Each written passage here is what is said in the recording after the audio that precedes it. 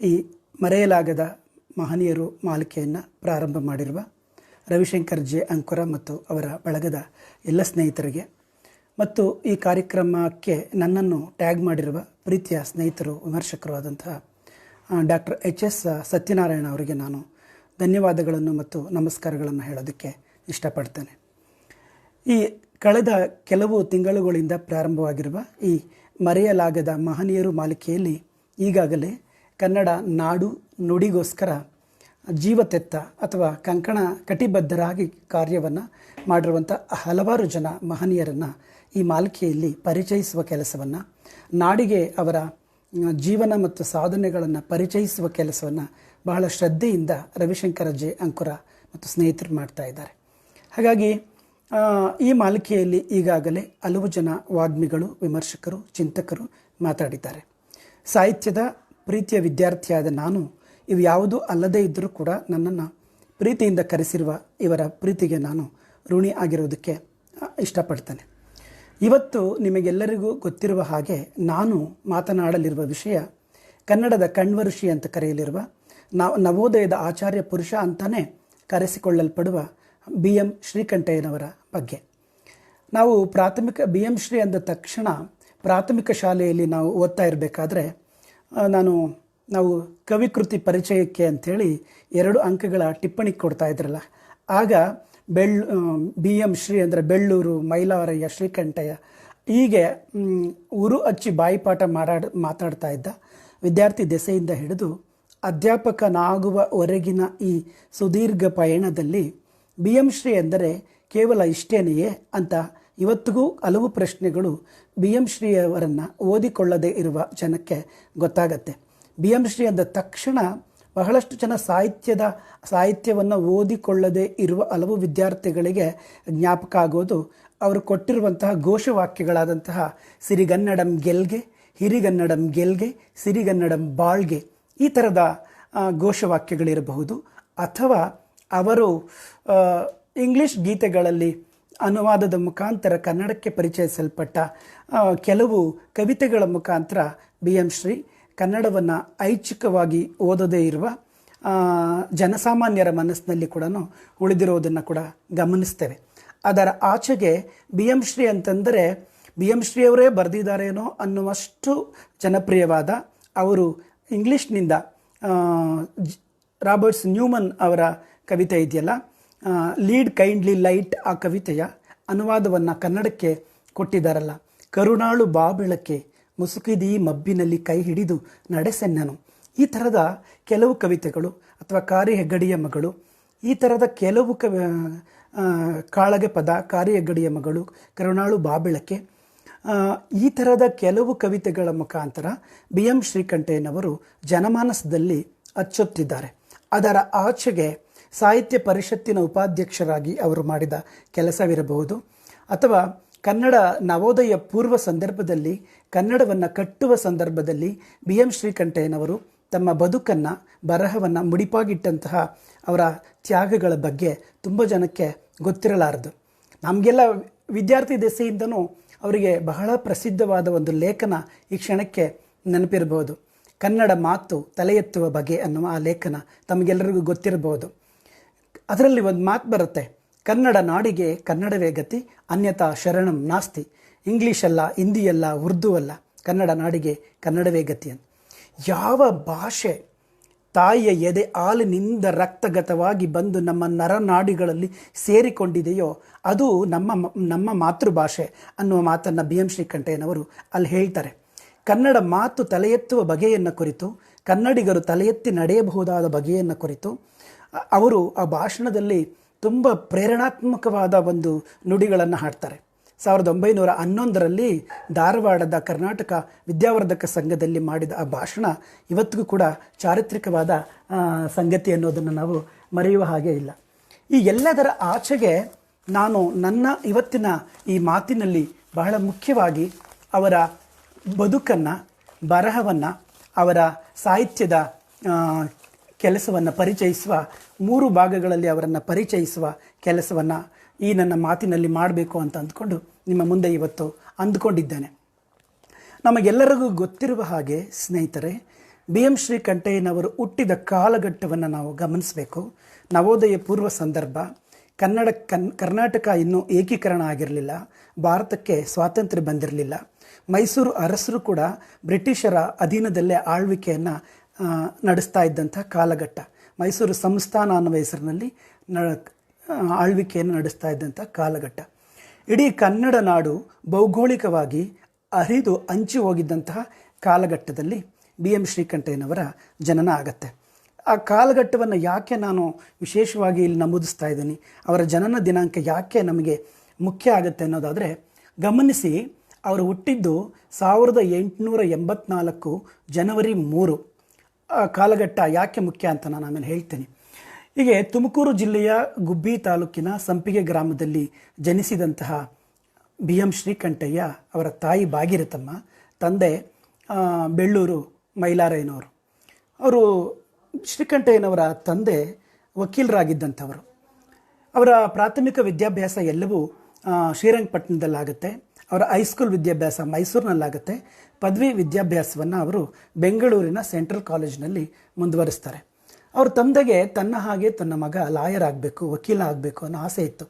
ಆದರೆ B M ಶ್ರೀಕಂಠಯ್ಯನವರಿಗೆ ಅವರ ತಂದೆಯ ಆಸೆಯನ್ನು ಪೂರೈಸುವ ಸಲುವಾಗಿ ಬಲವಂತದಿಂದ ಅವರು ಮದ್ರಾಸ್ಗೆ ಹೋಗಿ BL ಅಂದರೆ ಬ್ಯಾಚುಲರ್ ಆಫ್ ಲಾ ಪದವಿಯನ್ನು ಕೂಡ ಮುಗಿಸ್ಕೊಂಡು ಬರ್ತಾರೆ. ಆ ಸಂದರ್ಭದಲ್ಲಿ ಬಿ ಎಂ ಶ್ರೀಕಂಠಯ್ಯನವರಿಗೆ ಕೈಲಾಸಂ ಅವರ ಪರಿಚಯ ಕೂಡ ಆಗುತ್ತೆ. ಅವರ ಪರಿಚಯ ಮುಂದೆ ಎಷ್ಟೋ ಅನುಕೂಲ ಆಗುತ್ತೆ ಅಂದರೆ, ಅವರು ತಮಿಳು ಭಾಷೆಯನ್ನು ಕಲಿತಾರೆ. ತಮಿಳು ಭಾಷೆಯನ್ನು ಕಲಿಯೋದ್ರ ಜೊತೆಗೆ ಅವರು ತಮಿಳಿನಲ್ಲಿ ಬರೆದಿರುವ ಕೆಲವು 10-15 ಸಾಲುಗಳ ಕವಿತೆ ಕೂಡ ಸಿಗುತ್ತೆ. ಅಷ್ಟು ಆಳವಾಗಿ ಅವರು ತಮಿಳನ್ನು ಅಧ್ಯಯನ ಮಾಡೋದಕ್ಕೆ ಕೈಲಾಸಂ ಪ್ರೇರಕ ಆಗ್ತಾರೆ. ಅದು ಆನಂತರ ನಾನು ತಿಳಿಸ್ತೇನೆ. ಹೀಗೆ 1907 ಸುಮಾರಿಗೆ ಬಿ ಎಂ ಶ್ರೀಕಂಠಯ್ಯನವರು ಇಂಗ್ಲೀಷ್ನಲ್ಲಿ MAಯನ್ನು ಮಾಡ್ಕೊಳ್ತಾರೆ. 1909 ಸುಮಾರಿಗೆ ಅವರು ಮೈಸೂರಿನ ಮಹಾರಾಜ ಕಾಲೇಜಿನಲ್ಲಿ ಅವರು ಇಂಗ್ಲೀಷ್ ಲೆಕ್ಚರರ್ ಅಂದರೆ ಒಂದು ಪ್ರೊಬೆಷನರಿ ಇಂಗ್ಲೀಷ್ ಲೆಕ್ಚರರ್ ಆಗಿ ಆಯ್ಕೆ ಆಗ್ತಾರೆ. ಹೀಗೆ ಇಂಗ್ಲೀಷನ್ನು ಮುಖ್ಯ ವಿಷಯವನ್ನಾಗಿ ಇಟ್ಕೊಂಡು ಅಧ್ಯಯನ ಮಾಡಿ ಇಂಗ್ಲೀಷ್ ಪ್ರಾಧ್ಯಾಪಕರಾದಂಥ ಬಿ ಎಂ ಶ್ರೀಕಂಠಯ್ಯನವರು ಆನಂತರ ಸ್ವಂತ ಇಚ್ಛೆಯಿಂದ ಆಸಕ್ತಿಯಿಂದ ಕನ್ನಡವನ್ನು ಅಧ್ಯಯನ ಮಾಡಿ ಕನ್ನಡದಲ್ಲಿ ಇಂಗ್ಲೀಷ್ನಷ್ಟೇ ಅಗಾಧವಾದ ಪಾಂಡಿತ್ಯವನ್ನು ಪಡ್ಕೊಂಡ ಏಕೈಕ ಇಂಗ್ಲೀಷ್ ಶಿಕ್ಷಕರು ಕೂಡ ಅನ್ನುವ ಹೆಗ್ಗಳಿಕೆಗೆ ಬಿ ಎಂ ಶ್ರೀಕಂಠಯ್ಯನವರು ಪಾತ್ರರಾಗ್ತಾರೆ. ಹೀಗೆ 1909 ಮೈಸೂರಿನ ಮಹಾರಾಜ ಕಾಲೇಜಿನಲ್ಲಿ ಇಂಗ್ಲೀಷ್ ಪ್ರಾಧ್ಯಾಪಕರಾಗಿ ಸೇವೆಯನ್ನು ಪ್ರಾರಂಭ ಮಾಡಿದಂತಹ ಬಿ ಎಂ ಶ್ರೀಕಂಠಯ್ಯನವರು ಮಹಾರಾಜ ಕಾಲೇಜಿನಲ್ಲಿ ಕನ್ನಡ ಪ್ರಾಧ್ಯಾಪಕರಾಗಿ ಕೂಡ ಅವರು ನೇಮಕ ಆದ ಮೊದಲ ಪ್ರಾಧ್ಯಾಪಕರು ಅನ್ನುವ ಹೆಗ್ಗಳಿಕೆಗೆ ಪಾತ್ರ ಹಾಕ್ತಾರೆ. 1926ರಿಂದ 30 ವರ್ಷಗಳ ಕಾಲ ಮೈಸೂರು ವಿಶ್ವವಿದ್ಯಾಲಯದಲ್ಲಿ ಬಿ ಎಂ ಶ್ರೀಕಂಠಯ್ಯನವರು ವಿಶ್ವವಿದ್ಯಾಲಯದ ರಿಜಿಸ್ಟ್ರಾರ್ ಆಗಿ ಕುಲಸಚಿವರಾಗಿ ಕೂಡ ಕೆಲಸ ಮಾಡ್ತಾರೆ. ಹೀಗೆ ಇದಲ್ದಿರ ಈ ಕಾಲಘಟ್ಟದ ಮಧ್ಯೆ 1928 ಸುಮಾರಿಗೆ ಗುಲ್ಬರ್ಗಾದಲ್ಲಿ ನಡೆದ 14ನೇ ಅಖಿಲ ಭಾರತ ಕನ್ನಡ ಸಾಹಿತ್ಯ ಸಮ್ಮೇಳನದ ಗೌರವ ಪದವಿ ಕೂಡ ಅವರಿಗೆ ಪ್ರಾಪ್ತ ಆಗುತ್ತೆ. 1940 ನಿವೃತ್ತರಾಗ್ತಾರೆ. 2 ವರ್ಷ ವಿಶ್ರಾಂತ ಜೀವನವನ್ನು ಮಾಡಿ ಮತ್ತೆ 44ರಿಂದ 46ರವರೆಗೆ ಬಿ ಎಂ ಶ್ರೀಕಂಠಯ್ಯನವರು ಧಾರವಾಡದ ಆರ್ಟ್ಸ್ ಕಾಲೇಜ್ನಲ್ಲಿ ಅವರು ಪ್ರಿನ್ಸಿಪಾಲರಾಗಿ ಕೂಡ ಸೇವೆಯನ್ನು ಮಾಡ್ತಾರೆ. ಇದೆಲ್ಲ ಈ ಥರದ ಅಡ್ಮಿನಿಸ್ಟ್ರೇಟಿವ್ ಆದಂಥ ಕೆಲಸಗಳ ಆಚೆಗೆ ಬಿ ಎಂ ಶ್ರೀಕಂಠಯ್ಯನವರನ್ನು ಹಲವು ಕಾರಣಗಳಿಗೆ ನಾವು ಇವತ್ತು ಸ್ಮರಿಸಬೇಕಾಗಿದೆ. ಯಾಕೆಂದರೆ ಅವರು 1938ರಲ್ಲಿ ಕರ್ನಾಟಕ ಸಾಹಿತ್ಯ ಪರಿಷತ್ ಅಂತ ಹೆಸರಿದ್ದಾಗ ಕರ್ನಾಟಕ ಸಾಹಿತ್ಯ ಪರಿಷತ್ತಿನ ಉಪಾಧ್ಯಕ್ಷರಾಗಿ ಆಯ್ಕೆಯಾದ ನಂತರ ಕನ್ನಡ ನಾಡನ್ನು ಕಟ್ಟುವ, ನುಡಿಯನ್ನು ಕಟ್ಟುವ, ಕನ್ನಡ ನಾಡೋಡಿಗರಲ್ಲಿ ನುಡಿಯ ಪ್ರಜ್ಞೆಯನ್ನು ಎಚ್ಚರಿಸುವ ಅಥವಾ ಜಾಗೃತಗೊಳಿಸುವ ಸಲುವಾಗಿ ಅವರು ನಾಡಿನಾದ್ಯಂತ ಸುತ್ತಿ ಮಾಡಿದ ಕೆಲಸಗಳಿದೆಯಲ್ಲ, ಅದನ್ನು ನಾವು ಯಾವತ್ತೂ ಮರೆಯೋಕ್ಕೆ ಆಗೋದಿಲ್ಲ. ಅದಕ್ಕೇ ಅವ್ರನ್ನ ಕನ್ನಡದ ಕಣ್ವ ಅಂತ ಕರಿತೀವಿ. ಹೇಗೆ ಶಕುಂತಲ ಪಕ್ಷಿಗಳ ನೆರಳಿನಲ್ಲಿ ಅನಾಥವಾಗಿದ್ದಂಥ ವಿಶ್ವಾಮಿತ್ರ ಮೇನಕೆಯರ ಮಗಳನ್ನು ತಂದು ಅವಳಿಗೆ ಶಕುಂತಲೆ ಅನ್ನುವ ಹೆಸರನ್ನು ಇಟ್ಟು ಅವಳನ್ನ ಸಾಕಿ ಬೆಳೆಸಿ ದೊಡ್ಡವಳನ್ನಾಗಿ ಮಾಡಿ ಒಂದು ಪೋಷಕರಾಗ್ತಾರಲ್ಲ ಕಣ್ವರ್ಷಿಗಳು, ಹಾಗೆ ಅನಾಥ ಪರಿಸ್ಥಿತಿ ಇದ್ದಂತಹ ಕನ್ನಡದ ಸಂದರ್ಭದಲ್ಲಿ ಕನ್ನಡ ಸಾಹಿತ್ಯವನ್ನು ಒಂದು ಪುನರುಜ್ಜೀವನಗೊಳಿಸುವ ಕಾರ್ಯದಲ್ಲಿ ತಮ್ಮನ್ನು ಕಾಯವಾಚ ಮನಸ್ಸ ತೊಡಗಿಸಿಕೊಂಡ ಕನ್ನಡದ ನಿಜವಾದ ಕಟ್ಟಾಳು ಬಿ ಎಂ ಶ್ರೀಕಂಠಯ್ಯನವರು. ಅವರ ಬದುಕಿನ ಕಥೆಯನ್ನು ನಾನು ಆನಂತರ ಹೇಳ್ತೀನಿ. ಈ ಕಾರಣಕ್ಕಾಗಿ ನಾವು ಬಿ ಎಂ ಶ್ರೀಕಂಠಯ್ಯನವರನ್ನು ಕನ್ನಡದ ಕಣ್ವ ಋಷಿ ಅನ್ನುವ ಒಂದು ಅನ್ವರ್ಥ ನಾಮದಿಂದ ಕರಿತಾ ಇದ್ದೀವಿ ಅನ್ನೋದನ್ನು ನಾನು ಜ್ಞಾಪಿಸ್ಕೊಳ್ಳೋದಕ್ಕೆ ಇಷ್ಟಪಡ್ತಾ ಇದ್ದೀನಿ ಅಷ್ಟೇ. ಕರ್ನಾಟಕ ಸಾಹಿತ್ಯ ಪರಿಷತ್ತಿಗೆ ಸಂದರ್ಭಕ್ಕೆ ಬಂದರೆ ಅವರು ಉಪಾಧ್ಯಕ್ಷರಾಗಿ ನೇಮಕವಾದ ನಂತರ ಹಲವು ಮೊದಲುಗಳನ್ನು ಕನ್ನಡ ಸಾಹಿತ್ಯ ಪರಿಷತ್ನಲ್ಲಿ ಪ್ರಾರಂಭಿಸುವ ಕೆಲಸವನ್ನು ಅವರು ಮಾಡ್ತಾರೆ. ಕನ್ನಡದ ಬಾವುಟ ಅನ್ನುವ ಅವರ ಕವನ ಸಂಕಲನ ಪ್ರಕಟ ಆಗುತ್ತೆ. ಅದಾದ ನಂತರ ಕನ್ನಡ ನುಡಿ ಅನ್ನುವ ಸಾಹಿತ್ಯ ಪರಿಷತ್ ಪತ್ರಿಕೆ ಇವಾಗಲೂ ಬರ್ತಾ ಇದೆ. ಆ ಕನ್ನಡ ನುಡಿ ಅನ್ನುವ ಸಾಹಿತ್ಯ ಪರಿಷತ್ ಪತ್ರಿಕೆಗೆ ಅವರು ಚಾಲನೆಯನ್ನು ಕೊಟ್ಟಂಥವರು.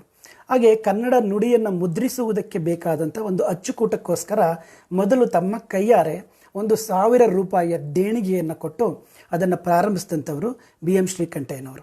ಆ ಕಾಲದಲ್ಲಿಯೇ ಕನ್ನಡ ಸಾಹಿತ್ಯ ಪರಿಷತ್ತಿನ ಮುಖಾಂತರ ಸಾಹಿತ್ಯವನ್ನು ಕುರಿತು ನಡೆಯುವ ಒಂದು ಸಾಹಿತ್ಯದ ಪರೀಕ್ಷೆಗಳನ್ನು ಅವರು ನಡೆಸ್ತಾರೆ.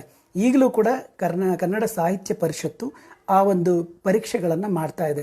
ಕನ್ನಡ ಕಾವ, ಕನ್ನಡ ಜಾಣ, ರತ್ನ ಈ ಥರದ ಸಾಹಿತ್ಯ ಪರೀಕ್ಷೆಗಳನ್ನು ನಡೆಸುವ ಕೆಲಸಕ್ಕೆ ಚಾಲನೆಯನ್ನು ಕೊಡ್ತಾರೆ.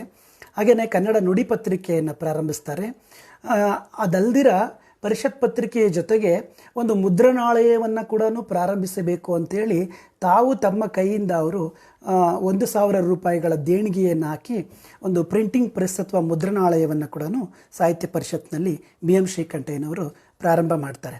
ಇವತ್ತಿಗೂ ಕೂಡ ಕನ್ನಡ ಸಾಹಿತ್ಯ ಪರಿಷತ್ನಲ್ಲಿರುವಂತಹ ಆ ಮುದ್ರಣಾಲಯಕ್ಕೆ ಬಿ ಎಂ ಶ್ರೀ ಅಚ್ಚುಕೂಟ ಅನ್ನುವ ಹೆಸರಿನಲ್ಲೇ ಅದಿರೋದನ್ನು ನಾವು ಗಮನಿಸ್ಬೋದು. ಅದಲ್ದಿರ ಕನ್ನಡ ನಾಡಿನ ಚರಿತ್ರೆಗೆ ಸಂಬಂಧಪಟ್ಟ ಪುಸ್ತಕಗಳನ್ನು ಬರೆಯುವ ಪ್ರಕಟಣೆಗೆ ಯೋಜನೆಗಳನ್ನು ಬಿ ಎಂ ಶ್ರೀ ಸಿದ್ಧಪಡಿಸ್ತಾರೆ. ಹೀಗೆ ಕನ್ನಡ ನಾಡು ನುಡಿಗಳಿಗೆ ಸಂಬಂಧಪಟ್ಟ ಹಲವು ಕೆಲಸಗಳಿಗೆ ಚಾಲನೆಯನ್ನು ಬಿ ಎಂ ಶ್ರೀಕಂಠಯ್ಯನವರು ಕೊಡ್ತಾರೆ ಅನ್ನುವುದನ್ನು ನಾವು ಮರೆಯೋ ಹಾಗೆ ಇಲ್ಲ.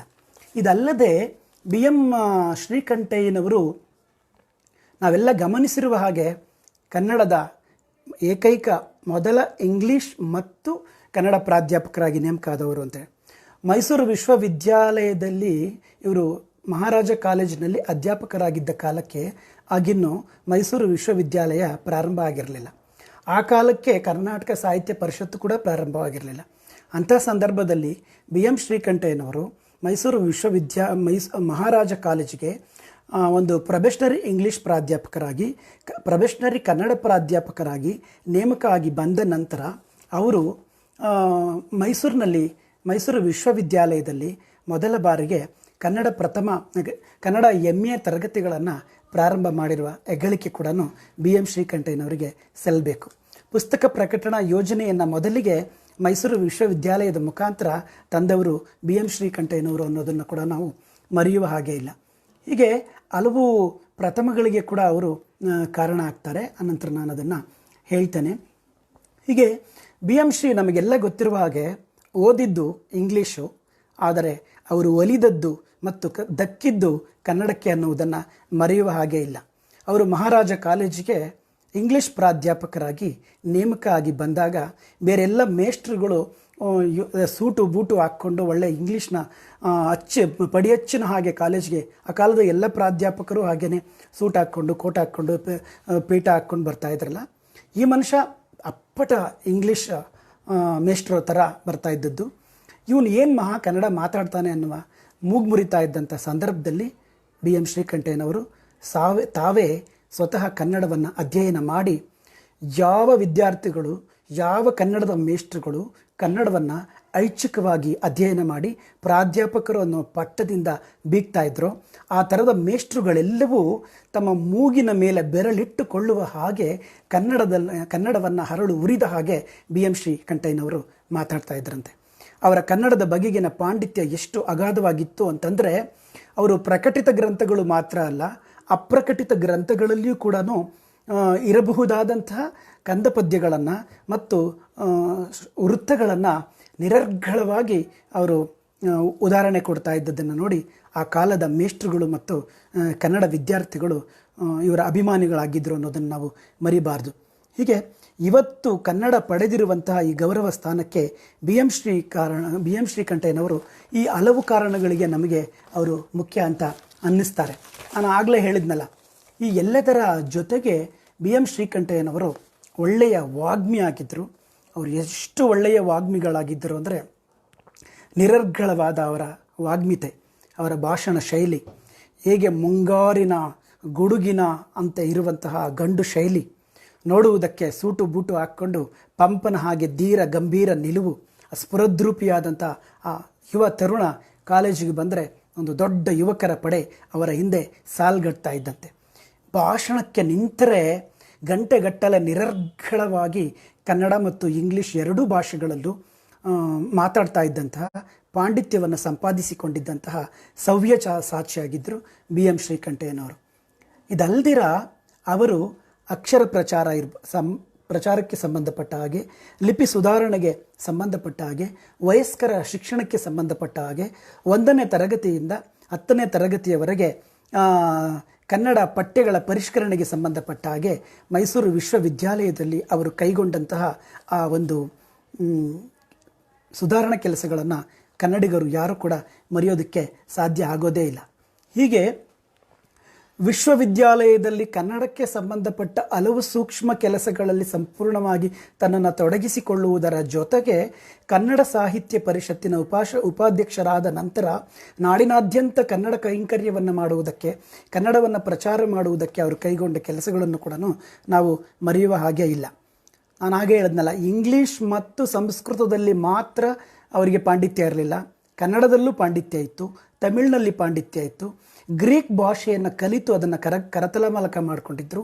ಆ ಕಾರಣಕ್ಕಾಗಿಯೇ ಅವರು ಗ್ರೀಕ್ ರುದ್ರನಾಟಕ ಪರಂಪರೆಯ ರುದ್ರನಾಟಕದ ಛಾಯೆಯನ್ನು ಇಟ್ಕೊಂಡು ಹಳೆಗನ್ನಡ ಕಾವ್ಯಗಳಲ್ಲಿ ಇದ್ದಂತಹ ರುದ್ರನಾಟಕದ ಅಂಶವನ್ನು ಕನ್ನಡಕ್ಕೆ ಕಸಿ ಮಾಡಿಕೊಂಡು ರುದ್ರನಾಟಕದ ಛಾಯೆಯನ್ನು ಮತ್ತು ರುದ್ರನಾಟಕದ ಸ್ವರೂಪವನ್ನು ಕನ್ನಡಕ್ಕೆ ಕಸಿ ಮಾಡುವುದಕ್ಕೆ ಮತ್ತು ಅದನ್ನು ಪ್ರಯೋಗಶೀಲವಾಗಿ ಪ್ರಯೋಗಿಸುವುದಕ್ಕೆ ಬಿ ಎಂ ಶ್ರೀಕಂಠಯ್ಯನವರಿಗೆ ಸಾಧ್ಯವಾಯಿತು. ಅದು ಅಶ್ವತ್ಥಾಮನ ಇರ್ಬೋದು, ಪಾರಸಿಕರಾಗಿರ್ಬೋದು, ಈ ಥರದ ಹಲವು ನಾಟಕಗಳ ಮುಖಾಂತರ ಕನ್ನಡದಲ್ಲಿ ಇಲ್ಲದೇ ಇದ್ದಂತಹ ಒಂದು ದುರಂತದ ಛಾಯೆಯನ್ನು ಅವರು ತಮ್ಮ ರುದ್ರನಾಟಕಗಳ ಮುಖಾಂತರ ಗ್ರೀಕ್ ರುದ್ರನಾಟಕಗಳ ಛಾಯೆಯನ್ನು ಕನ್ನಡದಲ್ಲಿ ತರುವ ಪ್ರಯತ್ನವನ್ನು ಕೂಡ ಅವರು ಮಾಡ್ತಾರೆ. ಹೀಗೆ ಕನ್ನಡಕ್ಕೋಸ್ಕರ ಕಂಕಣ ಕಟ್ಟಿಕೊಂಡವರ ಹಾಗೆ ಅಥವಾ ಕಟ್ಟಿಬದ್ಧರಾದಂತಹ ಹಾಗೆ ಇಡೀ ನಾಡಿನಾದ್ಯಂತ ಬಿ ಎಂ ಶ್ರೀಕಂಠಯ್ಯನವರು ಸುತ್ತಾಡಿ ಮಾಡಿದ ಕೆಲಸವನ್ನು ನಾವು ಯಾರೂ ಮರೆಯೋದಕ್ಕೆ ಸಾಧ್ಯವಿಲ್ಲ. ಅವರ ವ್ಯಕ್ತಿತ್ವದ ಬಗ್ಗೆ ಹೇಳೋದಾದರೆ ಅವರು ಭಾವಜೀವಿ, ಕನಸುಗಾರ, ಸಹೃದಯಿ, ಕಾವ್ಯಜೀವಿ. ನಾನು ಆಗಲೇ ಹೇಳಿದ ಹಾಗೆ ಪಂಪ ಹೇಳ್ಕೊಳ್ತಾಳೆ, ಹಿತಮಿತ ಮೃದು ವಚನಂ ಸುಭಗ ಸುಂದರ ವೇಷಂ ಅಂತ ಪಂಪ ತನ್ನ ಸೌಂದರ್ಯದ ಬಗ್ಗೆ ತಾನೇ ಹೇಳ್ಕೊಳ್ತಾನಲ್ಲ, ಹಾಗೆ ಹಿತಮಿತವಾದ ಮಾತುಗಾರಿಕೆ ಬಿ ಎಂ ಶ್ರೀಕಂಠಯ್ಯನವರಿಗೆ ಇಲ್ಲದೇ ಇದ್ದರೂ ಸುಭಗ ಸುಂದರ ವೇಷಮ್ಮಾಗಿ ನಿರರ್ಗಳವಾದ ಭಾಷಣಕಾರರಾಗಿ ಅವರು ಜನರ ಮಾನಸವನ್ನು ಗೆದ್ದಿದ್ದಂತಹ ವ್ಯಕ್ತಿಯಾಗಿದ್ದರು. ಭಾಷಣ ಕಲೆಯಲ್ಲಿ ನುರಿತರು ಮತ್ತು ತಾವು ಅಂದುಕೊಂಡ ವಿಷಯವನ್ನು ಎದುರುಗಡೆ ಇದ್ದಂಥ ಕೇಳುಗರಿಗೆ ಹೃದಯ ಮುಟ್ಟುವ ಹಾಗೆ ಅಥವಾ ಹೃದಯವನ್ನು ತಟ್ಟುವ ಹಾಗೆ ಸಂವಹನಶೀಲಗೊಳಿಸುವಂಥ ಒಂದು ಭಾಷಣ ಕಲೆ ಬಿ ಎಂ ಶ್ರೀಕಂಠಯ್ಯನವರಿಗೆ ಸಿದ್ಧಿಸಿತ್ತು ಅನ್ನೋದನ್ನು ನಾವು ನೆನಪಿಸ್ಕೊಳ್ಬೇಕು. ಇದು ಅವರು ಮೈಸೂರು ಒಡೆಯರ ರಾಜರುಗಳ ಆಶ್ರಯದಲ್ಲಿದ್ದರಿಂದ, ರಾಜಸೇವಾಸಕ್ತ ಅನ್ನುವ ಬಿರುದಾಂಕಿತರಾಗಿದ್ದರಿಂದ ಮತ್ತು ಇಂಗ್ಲೆಂಡ್ ಮತ್ತು ಮೈಸೂರು ದೊರೆಗಳ ಈ ಹಂಗಿನಿಂದ ಹೊರಬರಲು ಆಗದೇ ಇರುವ ಕಾರಣಕ್ಕೆ ಈ ಥರದ ಕೆಲವು ಮಿತಿಗಳು ಅವರ ಕನ್ನಡದ ಕೆಲಸಕ್ಕೆ ಇದ್ದಿದ್ದರಿಂದನೇ ಹಲವು ಜನ ಕನ್ನಡದ ಸಾಹಿತ್ಯ ಪರಿಚಾರಕರು ಇದು ಬಿ ಎಂ ಶ್ರೀ ಅವರ ಕಾವ್ಯದ ಮತ್ತು ವ್ಯಕ್ತಿತ್ವದ ಮಿತಿ ರಾಜಾಶ್ರಯವನ್ನು ತೊರೆದು ಬ್ರಿಟಿಷರ ವಿರುದ್ಧ ಬೇರೆಲ್ಲ ಕವಿಗಳು ಸಿಡಿದೇಳುವ ಹಾಗೆ ಇವರ ಕಾವ್ಯದಲ್ಲಿ ಆ ಥರದ ಒಂದು ಪ್ರತಿಭಟನೆಯ ಅಂಶ ಕಂಡುಬರೋದಕ್ಕೆ ಸಾಧ್ಯವಿಲ್ಲ ಅನ್ನುವ ಅಸಮಾಧಾನ ಅಥವಾ ಒಂದು ಮಿತಿ ಅವರ ವ್ಯಕ್ತಿತ್ವಕ್ಕೆ ಇದ್ದೇ ಇತ್ತು. ಅದರ ಆಚೆಗೆ ಬಿ ಎಂ ಶ್ರೀಕಂಠಯ್ಯನವರು ಅಂತರ್ಮುಖಿಯಾಗಿರ್ತಾ ಇದ್ದರು, ಏಕಾಂಗಿಯಾಗಿ ಅಥವಾ ಏಕಾಂತದಲ್ಲಿರುವುದನ್ನು ಅವರು ಇಷ್ಟಪಡ್ತಾ ಇದ್ರು ಅನ್ನೋದನ್ನು ಕೂಡ ನಾವು ನೆನಪಿಸ್ಕೊಳ್ಬೋದು. ಹೇಗೆ ಟಿ ಎಸ್ ವೆಂಕಣ್ಣಯ್ಯನವ್ರನ್ನ ನಾವು ಅಜಾತ ಶತ್ರುವಾದ ಗುರು ಅಂತ ಕರಿತೀವಲ್ವ, ಆ ಥರದ ಅಜಾತ ಶತ್ರು ಗುರುವಾಗುವುದಕ್ಕೆ ಇವರಿಗೆ ಸಾಧ್ಯವಿಲ್ಲ. ಇವರ ಕನ್ನಡದ ಕೆಲಸದಲ್ಲಿ ಈ ಥರದ ಮಿತಿಗಳು ಇದ್ದಿದ್ದರಿಂದನೂ ಕೂಡ ಅವರು ಆ ಥರದ ಕೆಲವು ಟೀಕೆಗಳಿಗೂ ಕೂಡ ಬಿ ಎಂ ಶ್ರೀ ಒಳಗಾಗಬೇಕಾಯಿತು. ಅದರ ಆಚೆಗೆ ಕನ್ನಡ ನವೋದಯವನ್ನು ನವೋದಯ ಪೂರ್ವ ಕನ್ನಡ ಸಂದರ್ಭದ ವಾತಾವರಣವನ್ನು ತಿಳಿಗೊಳಿಸುವ, ಕನ್ನಡಿಗರಲ್ಲಿ ಕೆಚ್ಚೆದೆಯನ್ನು ಮೂಡಿಸುವ, ಯಾವ ಕುವೆಂಪು, ಬೇಂದ್ರೆ, ಮಾಸ್ತಿ, ಕಣವಿ ಇತರ ಆನಂತರದ ಈ ನವೋದಯದ 2ನೇ ತಲೆಮಾರು 3ನೇ ತಲೆಮಾರಿನ ಕವಿಗಳು ಕನ್ನಡ ನಾಡನ್ನು ಕಟ್ಟುವ, ನುಡಿಯನ್ನು ಕಟ್ಟುವ ಕೆಲಸದಲ್ಲಿ ಅಥವಾ ರಾಷ್ಟ್ರೀಯ ಪ್ರಜ್ಞೆಯನ್ನು ಮೂಡಿಸುವ ಸಲುವಾಗಿ ಅವರೆಲ್ಲ ಬರೆದ್ರಲ್ಲ, ಆ ಥರದ ಒಂದು ಕ್ರಾಂತಿಕಾರಕವಾದ ಕಹಳೆಯನ್ನು ಬಿ ಎಂ ಶ್ರೀಕಂಠಯ್ಯನವರ ಕಾವ್ಯದಲ್ಲಿ ನಾವು ಕಾಣಕ್ಕೆ ಆಗದೇ ಇರ್ಬೋದು. ಕಟ್ಟುವೆವು ಅಡಿಗರು ಇತ್ತೀಚೆಗೆ ಬರೆದಂಥ ಆಗಿರ್ಬೋದು. ಹೀಗೆ ಕುವೆಂಪು ಅವರು ಅಥವಾ ಬೇಂದ್ರೆ ಅವರು ಇವರೆಲ್ಲ ತುಂಬ ತೀವ್ರವಾಗಿ ನುಡಿ ಪ್ರಜ್ಞೆಯನ್ನು, ನಾಡು ಪ್ರಜ್ಞೆಯನ್ನು ಜನರಲ್ಲಿ ಉಂಟು ಮಾಡಿಸುವುದಕ್ಕೆ ಬರೆದಂತಹ ಆ ತೀವ್ರತೆ ಇವರಲ್ಲಿ ಇಲ್ಲದೇ ಇದ್ದರೂ, ಆದರೆ ಅದಮ್ಯವಾದ ನಾಡ ಪ್ರೇಮವನ್ನು ನಾವು ಬಿ ಎಂ ಶ್ರೀಕಂಠಯ್ಯನವರಲ್ಲಿ ಕಾಣೋದಕ್ಕೆ ಸಾಧ್ಯ ಆಗುತ್ತೆ. ಹೀಗೆ ಹೊಸಗನ್ನಡ ನವೋದಯಕ್ಕೆ ಶ್ರೀಯವರು ನಾಂದಿಯನ್ನು ಹಾಡ್ತಾರೆ. ತೆವಳುತ್ತಾ ಸಾಗ್ತಾ ಇದ್ದಂತಹ, ಕುಂಟುತ್ತಾ ಸಾಗ್ತಾ ಇದ್ದಂತಹ ಅಥವಾ ಒಂದು ರಕ್ತಹೀನತೆಯಿಂದ ಬಳಲ್ತಾ ಇದ್ದಂಥ ಕನ್ನಡದ ಸಂದರ್ಭದಲ್ಲಿ ಅವರು ಕನ್ನಡಕ್ಕೆ ಒಂದು ಹೊಸ ರಕ್ತವನ್ನು, ಹೊಸ ಬನಿಯನ್ನು ತುಂಬುವ ಕೆಲಸವನ್ನು ಶ್ರದ್ಧೆಯಿಂದ ಮಾಡಿದ್ರು ಅನ್ನೋದನ್ನು ನಾವು ಖಂಡಿತ ಮರೆಯೋದಕ್ಕೆ ಸಾಧ್ಯ ಇಲ್ಲ. ಹೀಗಾಗಿ ನಾವು ಬಿ ಎಂ ಶ್ರೀಕಂಠಯ್ಯನವರ ಈ ಥರದ ಕೆಲಸಗಳನ್ನು ಸ್ಮರಿಸುವ ಸಂದರ್ಭದಲ್ಲಿ ನಾವು ಬಿ ಎಂ ಶ್ರೀ ಬರೆಯುವ ಕಾಲಕ್ಕೆ ಕನ್ನಡ ನಾಡಿನ ಮತ್ತು ರಾಷ್ಟ್ರದ ಪರಿಸ್ಥಿತಿ ಹೇಗಿತ್ತು, ಯಾಕೆ ಇವರನ್ನು ನಾವು ನವೋದಯದ ಆಚಾರ್ಯ ಪುರುಷ ಅಂತ ಕರಿಬೇಕಾಗತ್ತೆ ಅನ್ನೋದಕ್ಕೆ ಪೂರ್ವಪೀಠಿಕೆಯಾಗಿ ನಾವು ಅವರ ಕಾಲಘಟ್ಟವನ್ನು ಸ್ವಲ್ಪ ಅವಲೋಕಿಸುವ ಅಗತ್ಯ ಇದೆ ಅಂತ ಅನಿಸುತ್ತೆ. ಯಾಕೆ ಅಂತಂದರೆ ಪ್ರತಿಯೊಬ್ಬ ಕವಿ, ಬರಹಗಾರ, ಒಬ್ಬ ಕ್ರಾಂತಿಕಾರ ಒಂದು ಕಾಲದ ಶಿಶು ಆಗಿರ್ತಾನೆ.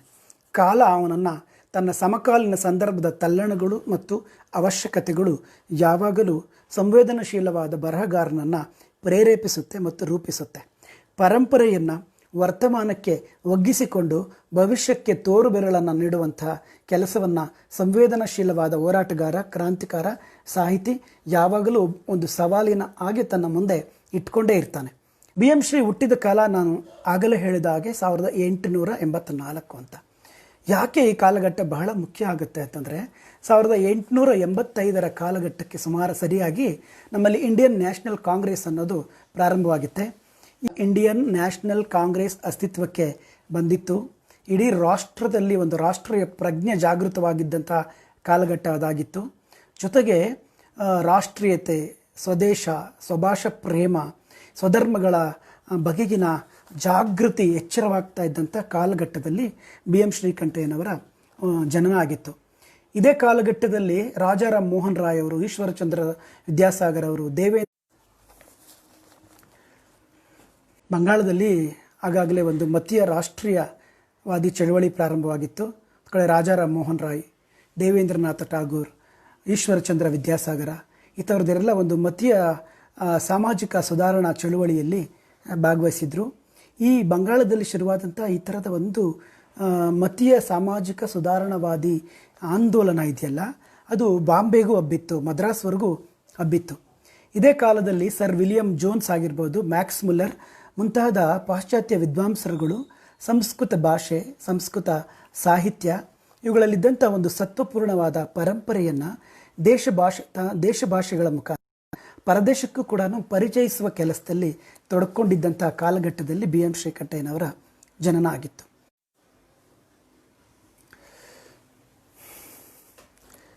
ಇನ್ನು ಕ್ರೈಸ್ತ ಮಿಷನರಿಗಳ ಮುಖಾಂತರ ಮತ ಪ್ರಚಾರಕ್ಕೆ ಬಂದಂಥ ಪಾದ್ರಿಗಳು ಅವರು ಇಲ್ಲಿನ ಭಾಷೆಗಳಲ್ಲಿದ್ದಂತಹ ಧಾರ್ಮಿಕ ಸಾಹಿತ್ಯವನ್ನು, ಮತೀಯ ವಿಚಾರಗಳನ್ನು ಇಟ್ಕೊಂಡು ಕ್ರೈಸ್ತ ಮತ ಪ್ರಚಾರಕ್ಕೆ ತೊಡಗಿದ್ರು. ಕ್ರೈಸ್ತ ಮಿಷನರಿಗಳು ಇಲ್ಲಿ ಮತ ಪ್ರಚಾರಕ್ಕೆ ಅಂತ ಬಂದು ನಮ್ಮ ದೇಶದಲ್ಲಿದ್ದಂಥ ದೇಶೀಯ ಭಾಷೆಗಳ ಸಾಹಿತ್ಯವನ್ನು ಬೈಬಲ್ನ ಸಾಹಿತ್ಯದ ಜೊತೆಗೆ ಕಂಪೇರ್ ಮಾಡಿ, ತುಲನೆ ಮಾಡಿ ಬೈಬಲನ್ನು ಗ್ರೇಟ್ ಅಂತ ಪ್ರತಿಬಿಂಬಿಸುವ ಕೆಲಸವನ್ನು ಕೂಡ ಮಾಡೋದರಲ್ಲಿ ತೊಡಗಿದ್ರು ಅಂತ. ಇದಲ್ಲದೆ ಬಾಂಬೆ ಮತ್ತು ಮದರಾಸು ಪ್ರಾಂತ್ಯಗಳಲ್ಲಿ ಮತ ಪ್ರಚಾರಕ್ಕೆ ಅಂತೇಳಿ ಬಂದಂತಹ ಕಿಟಲ್ ಆಗಿರ್ಬೋದು, ಬಿ ಎಲ್ ರೈಸ್ ಈ ಥರದ ಪಾಶ್ಚಾತ್ಯ ಕ್ರಿಶ್ಚಿಯನ್ ಮಿಷನರಿಗಳಿಂದಂಥ ಬಂದಂಥ ಪಾದ್ರಿಗಳು ಮಾಡ್ತಾ ಇದ್ದಂಥ ಕೆಲಸದಿಂದ ಪ್ರೇರೇಪಣೆಗೊಂಡು ನಮ್ಮ ದೇಶ ವಿದ್ವಾಂಸರುಗಳು ಕೂಡ ನಮ್ಮ ಪರಂಪರೆ, ಸಾಹಿತ್ಯ, ಜನಪದ ಅಥವಾ ಭಾಷಾ ವಿಜ್ಞಾನ, ಶಾಸನ ಸಾಹಿತ್ಯ ಇವುಗಳ ಅಧ್ಯಯನದಲ್ಲಿ ತೊಡಗೋದಕ್ಕೆ ಪ್ರೇರಣೆ ಆಯಿತು. ಅದರಲ್ಲೂ ವಿಶೇಷವಾಗಿ R Narasimhachar, S G Narasimhachar ಈ ಥರದ ವಿದ್ವಾಂಸರುಗಳು ನಮ್ಮ ಹಳೆಗನ್ನಡ ಕಾವ್ಯಗಳನ್ನು ಅಧ್ಯಯನ ಮಾಡುವ ಕೆಲಸಕ್ಕೆ ಕೈ ಹಾಕೋದಕ್ಕೂ ಕೂಡ ಆ ಕಾಲಘಟ್ಟ ಪ್ರೇರಣೆಯಾಗಿತ್ತು. ಇನ್ನು ಉತ್ತರ ಕರ್ನಾಟಕದಲ್ಲಿ ಮರಾಠಿ ಪ್ರಭಾವ ವಿಪರೀತ ಆಗಿದ್ದರಿಂದ ಈ ಮುಂಬೈ ವಿಶ್ವವಿದ್ಯಾಲಯ ದಲ್ಲಿ ಧಾರವಾಡ ವಿಶ್ವವಿದ್ಯಾಲಯ ಮುಂಬೈನಲ್ಲಿ ಒಂದು ಟ್ರೈನಿಂಗ್ ಕಾಲೇಜನ್ನು ಕೂಡ ಆಗಿನ ಕಾಲದಲ್ಲಿ ಪ್ರಾರಂಭ ಮಾಡುತ್ತೆ. ಇನ್ನು ಡೆಪ್ಯೂಟಿ ಚೆನ್ನಮಲ್ಲಪ್ಪ, ವೆಂಕಟ ರಂಗೋಕಟ್ಟಿ, ಗಂಗಾಧರ ಮಡಿವಾಳೇಶ್ವರ, ತುರಮುರಿ ಈ ಥರದ ಇವರೆಲ್ಲರ ಆರಂಭಿಕವಾದ ಕನ್ನಡ ಪರವಾದ ಕಾರ್ಯಗಳಿತ್ತಲ್ಲ, ಅದೆಲ್ಲ ಕೂಡ ಬಿ ಎಂ ಶ್ರೀಕಂಠಯ್ಯನವರು ಮುಂದೆ ಕನ್ನಡ ಪರವಾದ ಕೆಲಸಗಳಲ್ಲಿ ತೊಡಗಿಕೊಳ್ಳುವುದಕ್ಕೆ ಪ್ರೇರಣೆ ಆಗಿದ್ದನ್ನು ನಾವು ಗಮನಿಸ್ಬೋದು. ಆಗಲೇ ಹೇಳಿದ್ನಲ್ಲ, 1890ರಲ್ಲಿ ಧಾರವಾಡದಲ್ಲಿ ಒಂದು ವಿದ್ಯಾವರ್ಧಕ ಸಂಘ ಸ್ಥಾಪನೆ ಆಯಿತು. ಇದು ಇಡೀ ಅಖಿಲ ಕರ್ನಾಟಕ ಮಟ್ಟದ ಕನ್ನಡ ಪರವಾದ ಚಟುವಟಿಕೆಗಳಿಗೆ ಕೇಂದ್ರವಾಗಿದ್ದಂಥ ಒಂದು ಆಶಯವನ್ನು ಇಟ್ಟುಕೊಂಡು ಪ್ರಾರಂಭ ಆಗಿದ್ದಂಥ ಒಂದು ಸಂಸ್ಥೆ ಆಗಿತ್ತು. 1900ರಲ್ಲಿ ಮಾರ್ಚ್ ತಿಂಗಳಲ್ಲಿ ನಡೆದ ಅದರ ಮೊದಲ ಸಭೆಗೆ ಬಿ ಎಂ ಶ್ರೀಕಂಠಯ್ಯನವರನ್ನು ಪ್ರತಿನಿಧಿಯಾಗಿ ಮೈಸೂರು ಸರ್ಕಾರ ಅವರನ್ನು ಕಳಿಸಿರುತ್ತಾಗಿನ್ನು ಬಿ ಎಂ ಶ್ರೀಕಂಠಯ್ಯನವರಿಗೆ 19 ವರ್ಷ ವಯಸ್ಸು. ಹೀಗೆ 1911ರಲ್ಲಿ ಕರ್ನಾಟಕ ವಿಶ್ವವಿದ್ಯಾಲಯದಲ್ಲಿ ಸಂಘದಲ್ಲಿ ಬಿ ಎಂ ಶ್ರೀ ಮಾಡಿದಂಥ ಧಾರವಾಡದ ವಿದ್ಯಾವರ್ಧಕ ಸಂಘದಲ್ಲಿ ಮಾಡಿದಂಥ ಆ ಭಾಷಣ ಎಷ್ಟು ಜನಪ್ರಿಯವಾಯಿತು, ಅದೊಂದು ಚಾರಿತ್ರಿಕವಾದದ್ದು ಅಂತ ಈಗ ಇತಿಹಾಸ. ಇದೆಲ್ಲದರ ಜೊತೆಗೆ ನಮಗೆ ಬಹಳ ಮುಖ್ಯವಾಗಿ ಆ ಕಾಲದಲ್ಲಿ ಇಂಗ್ಲೀಷ್ ಸಾಹಿತ್ಯವೇ ತುಂಬ ಮೌಲಿಕವಾದದ್ದು. ಇಂಗ್ಲೀಷ್ ಭಾಷೆಯನ್ನು ಬಲ್ಲವರೇ ತುಂಬ ಸುಸಂಸ್ಕೃತರು ಅನ್ನುವ ಒಂದು ನಂಬಿಕೆಯಲ್ಲಿ, ಒಂದು ಪೂರ್ವ ಗ್ರಹದಲ್ಲಿ ಆ ಕಾಲದ ಎಲ್ಲ ಯುವ ಜನಾಂಗ ತೊಡಗಿದ್ದಂಥ ಸಂದರ್ಭದಲ್ಲಿ ಇಂಗ್ಲೀಷ್ ಬಗೆಗಿನ ವ್ಯಾಮೋಹವನ್ನು ಒಡೆದೋಡಿಸಿ ಕನ್ನಡದ ಬಗೆಗಿನ ಪ್ರೀತಿಯನ್ನು ಮೊಳಗಿಸುವ ಕೆಲಸವನ್ನು ಬಿ ಎಂ ಶ್ರೀಕಂಠಯ್ಯನವರು ಭಾಳ ಶ್ರದ್ಧೆ ಮತ್ತು ಪ್ರೀತಿಯಿಂದ ಮಾಡ್ತಾರೆ. ಆ ಭಾಷಣದಲ್ಲಿ ಅವರು ಒಂದು ಕಡೆ ಹೇಳ್ತಾರೆ ನೋಡಿ, ಈಚೀಚೆಗಂತೂ ಯಕ್ಷಗಾನ, ದೊಂಬಿದಾಸರ ಪದ, ಶುಕಸಪ್ತತಿ, ಅಲ್ಲಿಯ ಶಕುನ ಇವೇ ಜನಗಳಿಗೆ ಮಹಾಕಾವ್ಯ ಆಗಿಬಿಟ್ಟಿದೆ ಅಂತ ಕಾವ್ಯ ಪರಂಪರೆ ಮತ್ತು ಕಾವ್ಯದ ಸ್ವರೂಪ ಆಗಿನ ಕಾಲದಲ್ಲಿ ಹೇಗಿದ್ದಿರಬಹುದು ಅನ್ನುವುದನ್ನು ಬಿ ಎಂ ಶ್ರೀಕಂಠಯ್ಯನವರ ಈ ಮಾತುಗಳು ನಮಗೆ ತಿಳಿಸ್ಕೊಡ್ತವೆ. ಹೇಗೆ ಈಗಾಗಲೇ ಬಿ ಎಂ ಶ್ರೀಕಂಠಯ್ಯನವರು ಮೈಸೂರು ವಿಶ್ವವಿದ್ಯಾಲಯಕ್ಕೆ ಕನ್ನಡ ಪ್ರಾಧ್ಯಾಪಕರಾಗಿ ಅಥವಾ ಆಂಗ್ಲ ಪ್ರಾಧ್ಯಾಪಕರಾಗಿ ಏಕಕಾಲಕ್ಕೆ ಆಯ್ಕೆಯಾಗುವ ಸಂದರ್ಭದಲ್ಲಿ ಇವರಿಗಿಂತ ಮೊದಲೇ ಅಲ್ಲಿ ಕನ್ನಡ ಮತ್ತು ಸಂಸ್ಕೃತದಲ್ಲಿ ಬಹಳ ನುರಿತರು ಮತ್ತು ಪಂಡಿತರಾದಂಥ ಕರಿಬಸವಪ್ಪ ಶಾಸ್ತ್ರಿ ಮತ್ತು ಪಂಡಿತ ಕಾನಕಾನಹಳ್ಳಿ ವರದಾಚಾರ್ಯರಿದ್ದರು. ಆದರೆ ಮಹಾರಾಜ ಕಾಲೇಜಿನಲ್ಲಿ ಇವರಿಬ್ಬರು ಪಂಡಿತರು ಇದ್ದಾಗಲೂ ಕೂಡ ಬಿ ಎಂ ಶ್ರೀಕಂಠಯ್ಯನವರನ್ನು ಯಾಕೆ ನೇಮಕ ಮಾಡಿಕೊಳ್ಳಲಾಯಿತು ಅಂತಂದರೆ, ಆಗ ಆ ಕಾಲೇಜಿನ ಪ್ರಾಂಶುಪಾಲರಾಗಿದ್ದಂಥವರು ಮಿಸ್ಟರ್ ವೇಯರ್ ಅನ್ನೋರು, ಅವರು ಆಧುನಿಕ ಜನಾಂಗದ ವಿದ್ಯಾರ್ಥಿಗಳಿಗೆ ಇಂಗ್ಲೀಷ್ನ ವಿಮರ್ಶನ ಪದ್ಧತಿಯನ್ನು ಅಥವಾ ಒಂದು ರಾಷ್ಟ್ರ ಅಥವಾ ಅಂತಾರಾಷ್ಟ್ರೀಯ ಮಟ್ಟದ ಜ್ಞಾನವನ್ನು ತಿಳಿಸೋದಕ್ಕೆ ಇಂಗ್ಲೀಷ್ ಭಾಷೆಯನ್ನು ಚೆನ್ನಾಗಿ ಬಲ್ಲಂತಹ ಒಬ್ಬ ಮೇಷ್ಟ್ರ ಅವಶ್ಯಕತೆ ಇದೆ ಅಂತ ಹೇಳಿಬಿಟ್ಟು ಆ ಮಿಸ್ಟರ್ ವೇಯರ್ ಅನ್ನುವ ಪ್ರಾಂಶುಪಾಲರು ಆಗ ಬಿ ಎಂ ಶ್ರೀಕಂಠಯ್ಯನವರನ್ನು ಆ ಕಾಲೇಜಿನಲ್ಲಿ ನೇಮಕ ಮಾಡಿಕೊಂಡಿದ್ದರು. ಇನ್ನು ಮುಂದೆ ನಾನು ಬಿ ಎಂ ಶ್ರೀಕಂಠಯ್ಯನವರ ಸಾಹಿತ್ಯವನ್ನು ಕುರಿತು ಕೆಲವು ಮಾತುಗಳನ್ನು ಪ್ರೇಕ್ಷಕರಿಗೆ ಹೇಳಬೇಕು ಅಂತ ಅಂದ್ಕೊಂಡಿದ್ದೇನೆ. ಇಂಗ್ಲೀಷ್ ಗೀತೆಗಳು 1926ರಲ್ಲಿ ಪ್ರಕಟ ಆಗುತ್ತೆ. ಈ ಇಂಗ್ಲೀಷ್ ಗೀತೆಗಳು ಯಾಕೆ ಬಹಳ ಮುಖ್ಯ ಅಂತಂದರೆ, ಇದನ್ನು ಕನ್ನಡ ನವೋದಯದ ಬಾಗಿಲು ತೆರೆಸಿದ ಕೃತಿ ಅಂತ ಕೂಡ ಇದನ್ನು ಕರೀತಾರೆ. ಈ ಇಂಗ್ಲೀಷ್ ಗೀತೆಗಳನ್ನು ಯಾಕೆ ಅಂತಂದರೆ, ಇಂಗ್ಲೀಷಿನ ಪ್ರಭಾವ ಮತ್ತು ಪ್ರೇರಣೆಗಳನ್ನು, ಇಂಗ್ಲೀಷ್ ಕಾವ್ಯದ ಸ್ವರೂಪವನ್ನು ಅಥವಾ ಹೊಸಗನ್ನಡದ ಹಲವು ಷಟ್ಪದ್ಯ ಮತ್ತು ಸಾಂಗತ್ಯದ ಛಂದಸ್ಸುಗಳ ಮುಖಾಂತರ ಮರುಸೃಷ್ಟಿ ಮಾಡಿಕೊಂಡು ಕನ್ನಡಕ್ಕೆ ಪರಿಚಯಿಸುವ ಕೆಲಸವನ್ನು ಬಿ ಎಂ ಶ್ರೀಕಂಠಯ್ಯನವರು ಮಾಡ್ತಾರೆ. ಇಂಗ್ಲೀಷ್ ಗೀತೆಗಳಲ್ಲಿ ಆ ಕಾಲದ ಇಂಗ್ಲೀಷಿನ ಬಹಳ ಪ್ರಾತಿನಿಧಿಕವಾದ ಕವಿಗಳ ಒಂದೊಂದು ಕವಿತೆಯನ್ನು ಪರಿಚಯಿಸುವ ಕೆಲಸವನ್ನು ಇದರಲ್ಲಿ ಬಿ ಎಂ ಶ್ರೀಕಂಠಯ್ಯನವರು ಮಾಡಿರ್ತಾರೆ. ಪುಸ್ತಕ ನಾನು ಇಲ್ಲೆಲ್ಲೋ ಇಟ್ಟಿದ್ದೆ, ಒಂದು ನಿಮಿಷ ಆ ಪುಸ್ತಕನ ತಮ್ಮನ್ನು ತೋರಿಸ್ತೇನೆ.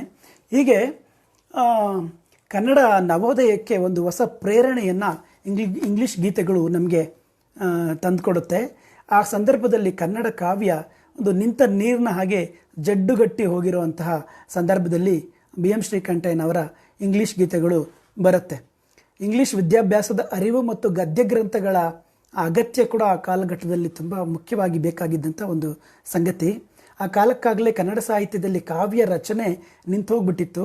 ಬಂಗಾಳಿಯ ಪ್ರಸಿದ್ಧ ಕಾದಂಬರಿಗಳನ್ನು ಕನ್ನಡಕ್ಕೆ ಅನುವಾದಿಸುವ ಕೆಲಸದಲ್ಲಿ ನಮ್ಮ ಗಳಗನಾಥರು, ಈ ಥರದ ಬಿ ವೆಂಕಟಾಚಾರ್ಯರು ತೊಡಗಿದ್ರು. ಇನ್ನು ಪಠ್ಯಪುಸ್ತಕಗಳಲ್ಲಿ ಕ್ರೈಸ್ತ ಮಿಷನರಿಗಳು ಕೆಲವು ಆಂಗ್ಲ ಕಾವ್ಯ ಮಾದರಿಯಲ್ಲಿ ಪದ್ಯಗಳನ್ನು ಸೇರಿಸ್ತಾ ಇದ್ದರು.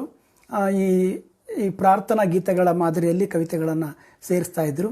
ಅಂತಹ ಸಂದರ್ಭದಲ್ಲಿ ಈ ಇಂಗ್ಲೀಷ್ ಪದ್ಯಗಳ ಮಾದರಿಯಲ್ಲಿ ಕನ್ನಡ ಷಟ್ಪದಿ ಮತ್ತು ಛಂದಸ್ಸಿನ ಲಯಗಳಲ್ಲಿ ಹೊಸ ರೀತಿಯ ಕಾವ್ಯ ರಚನೆಯನ್ನು ಪ್ರಾರಂಭ ಮಾಡೋದಕ್ಕೆ ಕೆಲವು ವಿದ್ವಾಂಸರು ತೊಡಕೊಂಡಿದ್ರು ಅನ್ನೋದು ಬಿಟ್ಟರೆ, ಕನ್ನಡ ಕಾವ್ಯದಲ್ಲಿ ಆ ಥರದ ಒಂದು ಬಹಳ ಮುಖ್ಯವಾದ ಸಂವೇದನಶೀಲವಾದ ಕಾವ್ಯ ರಚನೆ ನಿಂತೇ ಹೋಗ್ಬಿಟ್ಟಿತ್ತು.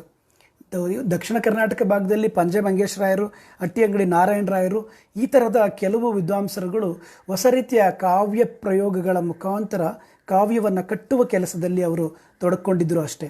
ನಾವು ಉತ್ತರ ಕರ್ನಾಟಕದಲ್ಲಿ ಶಾಂತ ಕವಿಗಳು ದಾಸರ ಪದಗಳ ಮಾದರಿಯಲ್ಲಿ ಕನ್ನಡ ಕಾವ್ಯವನ್ನು ಜಾಗೃತಗೊಳಿಸುವ ಕಾವ್ಯ ರಚನೆಯನ್ನು ಇವರು ಮಾಡಿದ್ರು. ಈ ಎಲ್ಲ ಪ್ರಯತ್ನಗಳು ಹೊಸಗನ್ನಡ ಅರುಣೋದಯ ಪೂರ್ವದ ಮುಂಗಿರಣಗಳ ಹಾಗೆ ನಮಗೆ ಕಂಡುಬರುತ್ತೆ. ಈ ಎಲ್ಲ ಹಿನ್ನೆಲೆಯಲ್ಲಿ ಬಿ ಎಂ ಶ್ರೀಕಂಠಯ್ಯನವರ ಇಂಗ್ಲೀಷ್ ಗೀತೆಗಳು ಪ್ರಕಟವಾದಾಗ ಅದು ಕನ್ನಡ ನವೋದಯದ ಬಾಗಿಲನ್ನು ತೆರೆಸಿತು ಅನ್ನುವ ಭಾವನೆಯನ್ನು ಕನ್ನಡ ಕವಿಗಳಿಗೆ ತಂದುಕೊಡುತ್ತೆ. ಇಂಗ್ಲೀಷ್ ಭಾಷೆಯಲ್ಲಿ ಬೇರೆ ಬೇರೆ ಕವಿಗಳು ಹೇಗೆ ಕಾವ್ಯವನ್ನು ಪರಿಭಾವಿಸ್ತಾ ಇದ್ದಾರೆ, ಪ್ರಕೃತಿಯನ್ನು ಹೇಗೆ ಪರಿಭಾವಿಸ್ತಾ ಇದ್ದಾರೆ, ಅಲ್ಲಿನ ಚಂದೋಲಯಗಳು ಯಾವ ರೀತಿ ಇದ್ದಾವೆ ಅನ್ನುವ ಒಂದು ಹೊಸ ರೀತಿಯ ಕಾವ್ಯಾಭ್ಯಾಸಕ್ಕೆ ಅಥವಾ ನವೋದಯ ಮಾದರಿಯ ಒಂದು ಹೊಸ ರೀತಿಯ ಕಾವ್ಯದ ಅಭ್ಯಾಸಕ್ಕೆ ಇದು ನಮಗೆ ಪ್ರೇರಣೆಯನ್ನು ಬಿ ಎಂ ಶ್ರೀಕಂಠಯ್ಯನವರ ಇಂಗ್ಲೀಷ್ ಗೀತೆಗಳು ಒದಗಿಸಿಕೊಡುತ್ತೆ. ಆ ಕಾರಣಕ್ಕೂ ಕೂಡ ನಮಗೆ ಬಿ ಎಂ ಶ್ರೀಕಂಠಯ್ಯನವರ ಈ ಇಂಗ್ಲೀಷ್ ಗೀತೆಗಳು ಬಹಳ ಮುಖ್ಯವಾದ ಪ್ರೇರಣೆಯನ್ನು ತಂದುಕೊಡುತ್ತೆ. ನಾನು ಆಗಲೇ ಉದಾಹರಿಸಿದ್ನಲ್ಲ, ಕಾರ್ಯಗಡೆಯ ಮಗಳು ಇರ್ಬೋದು, ಕರುಣಾಳು ಬಾಬೆಳಕೆ ರಾಬರ್ಟ್ಸ್ ನ್ಯೂಮನ್ ಬರೆದಿರೋವಂಥದ್ದು, ಈ ಥರದ ಹಲವು ಕವಿತೆಗಳನ್ನು ನಾವು ಇಂಗ್ಲೀಷ್ ಗೀತೆಗಳ ಮುಖಾಂತರ ನಾವು ಅರ್ಥ ಮಾಡ್ಕೋಬೋದು. ಬಹಳ ಮುಖ್ಯವಾಗಿ ಬಿ ಎಂ ಶ್ರೀಕಂಠಯ್ಯನವರ ವೈಯಕ್ತಿಕ ಬದುಕು ಎಷ್ಟು ದುರಂತಮಯವಾದದ್ದು ಅಂದರೆ, 19 ವರ್ಷಕ್ಕೆ ಬಿ ಎಂ ಶ್ರೀಕಂಠಯ್ಯನವರಿಗೆ ಮದುವೆ ಆಗುತ್ತೆ. 25ನೇ ವರ್ಷಕ್ಕೆ ಅವರು ತಮ್ಮ ಹೆಂಡತಿಯನ್ನು ಕಳ್ಕೊಳ್ತಾರೆ. ಅವರ ಸಣ್ಣ ಪ್ರಾಯದಲ್ಲಿ ಹೆಂಡತಿಯನ್ನು ಕಳ್ಕೊಂಡಂಥ ಬಿ ಎಂ ಶ್ರೀಕಂಠಯ್ಯನವರಿಗೆ ಆ ಕಾಲಕ್ಕೆ 3 ಜನ ಮಕ್ಕಳು, 2 ಹೆಣ್ಮಕ್ಕಳು, 1 ಗಂಡು ಮಗು. ಆ 2 ಹೆಣ್ಣು ಮಕ್ಕಳಲ್ಲಿ 1 ಹೆಣ್ಣು ಮಗು ಅತ್ಯಂತ ಕಿರಿಯ ವಯಸ್ಸಿನಲ್ಲಿ ಆವಾಗ ಮದುವೆ ಮಾಡ್ತಾ ಇದ್ರಲ್ಲ, ಆ ಬಾಲ್ಯ ವಿವಾಹ ಥರದ ವಯಸ್ಸು. ಆ ವಯಸ್ಸಿನಲ್ಲಿ ಗಂಡನನ್ನು ಕಳೆದುಕೊಂಡು ಬಂದು ವಿಧವೆಯಾಗಿ ಮನೆಯಲ್ಲಿ ಕೂತಿರ್ತಾಳೆ. ತಾಯಿಯ ಒಂದು ಅಜ್ಞಾನದ ಕಾರಣದಿಂದಾಗಿ ಕಣ್ಣಿನ ಔಷಧಿ ಐ ಡ್ರಾಪ್ಸ್ ಯಾವುದೋ ಸಂಬಂಧಪಡದೇ ಇರೋ ಐ ಡ್ರಾಪ್ಸನ್ನು ಹಾಕಿ ಮಗ ಕಣ್ಣನ್ನು ಕಳ್ಕೊಂಡಿರ್ತಾನೆ.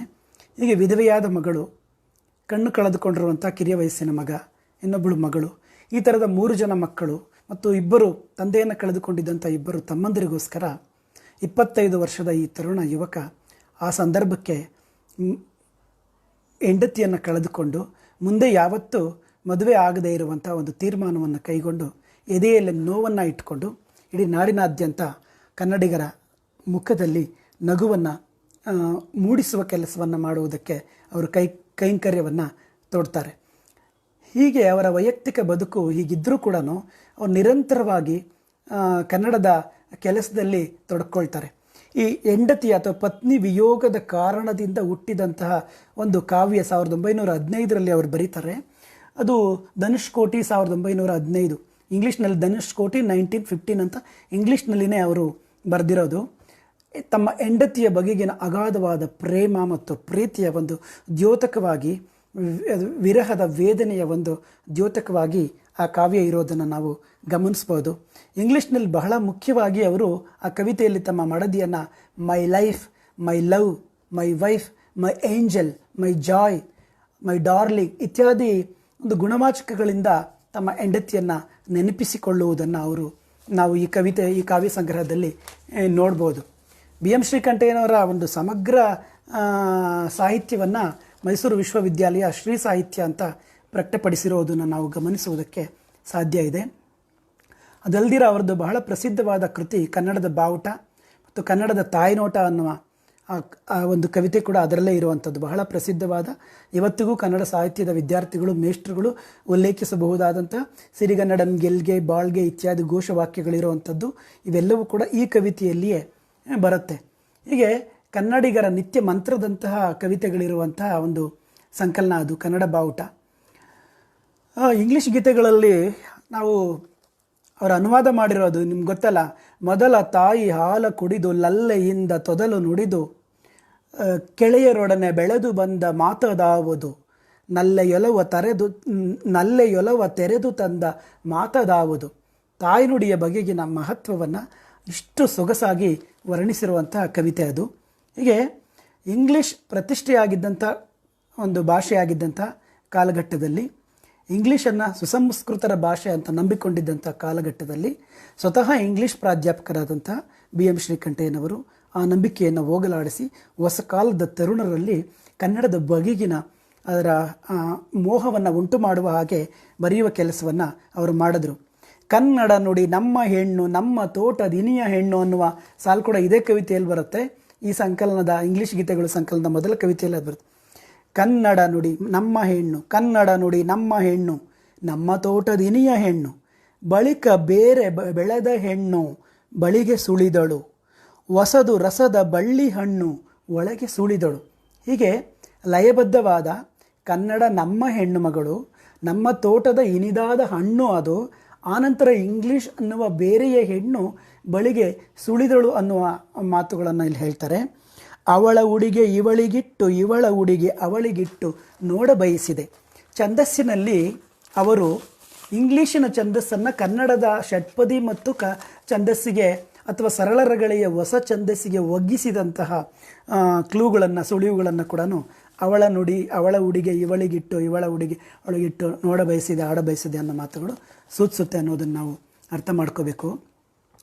ಆ ಕನ್ನಡ ತಾಯಿಯ ನೋಟ ಯಾಕೆ ಮುಖ್ಯ ಆಗುತ್ತೆ ಅಂತಂದರೆ, ಆನಂತರ ಬಂದ ಕುವೆಂಪು ಇತ್ಯಾದಿ ಕವಿಗಳು ಬಹುಶಃ ಆ ಕವಿಗಳ ಕನ್ನಡ ಪರವಾದ ಕ್ರಾಂತಿಗೀತೆಗಳಿಗೆ ಬಹುಶಃ BM ಶ್ರೀಕಂಠಯ್ಯನವರ ಈ ಕನ್ನಡ ತಾಯಿಯ ನೋಟ ಪ್ರೇರಣೆಯನ್ನು ಒದಗಿಸಿರಬಹುದಾದಷ್ಟು ಈ ಕನ್ನಡ ತಾಯಿ ನೋಟ ಮುಖ್ಯವಾಗುತ್ತೆ ಕನ್ನಡ ಸಾಹಿತ್ಯ ಪರಂಪರೆಯಲ್ಲಿ ಅಂತ ನನಗೆ ಅನಿಸುತ್ತೆ. ನೋಡಿ, ಅದರಲ್ಲಿ ನಿನ್ನೊಂದು ಕರ್ನಾಟಕ ರತ್ನ ಸಿಂಹಾಸನಂ ಬಾಳ್ಗೆ ಅದು, ನಿನ್ನೊಂದು ಕರ್ನಾಟಕ ರತ್ನ ಸಿಂಹಾಸನಂ ಬಾಳ್ಗೆ ಅದು, ಬೆಳಗ್ಗೆ ಕನ್ನಡದ ಮುಡಿಯಾಗಿ ಕನ್ನಡದ ನುಡಿಯಾಗಿ ಕನ್ನಡದ ಬಾಳ ಕುಡಿಯಾಗಿ ಬಾರಮ್ಮ ಹರಸು ಅಂತ ಆ ಕನ್ನಡ ತಾಯಿಯನ್ನು ಪ್ರಾರ್ಥಿಸಿಕೊಳ್ತಾರೆ.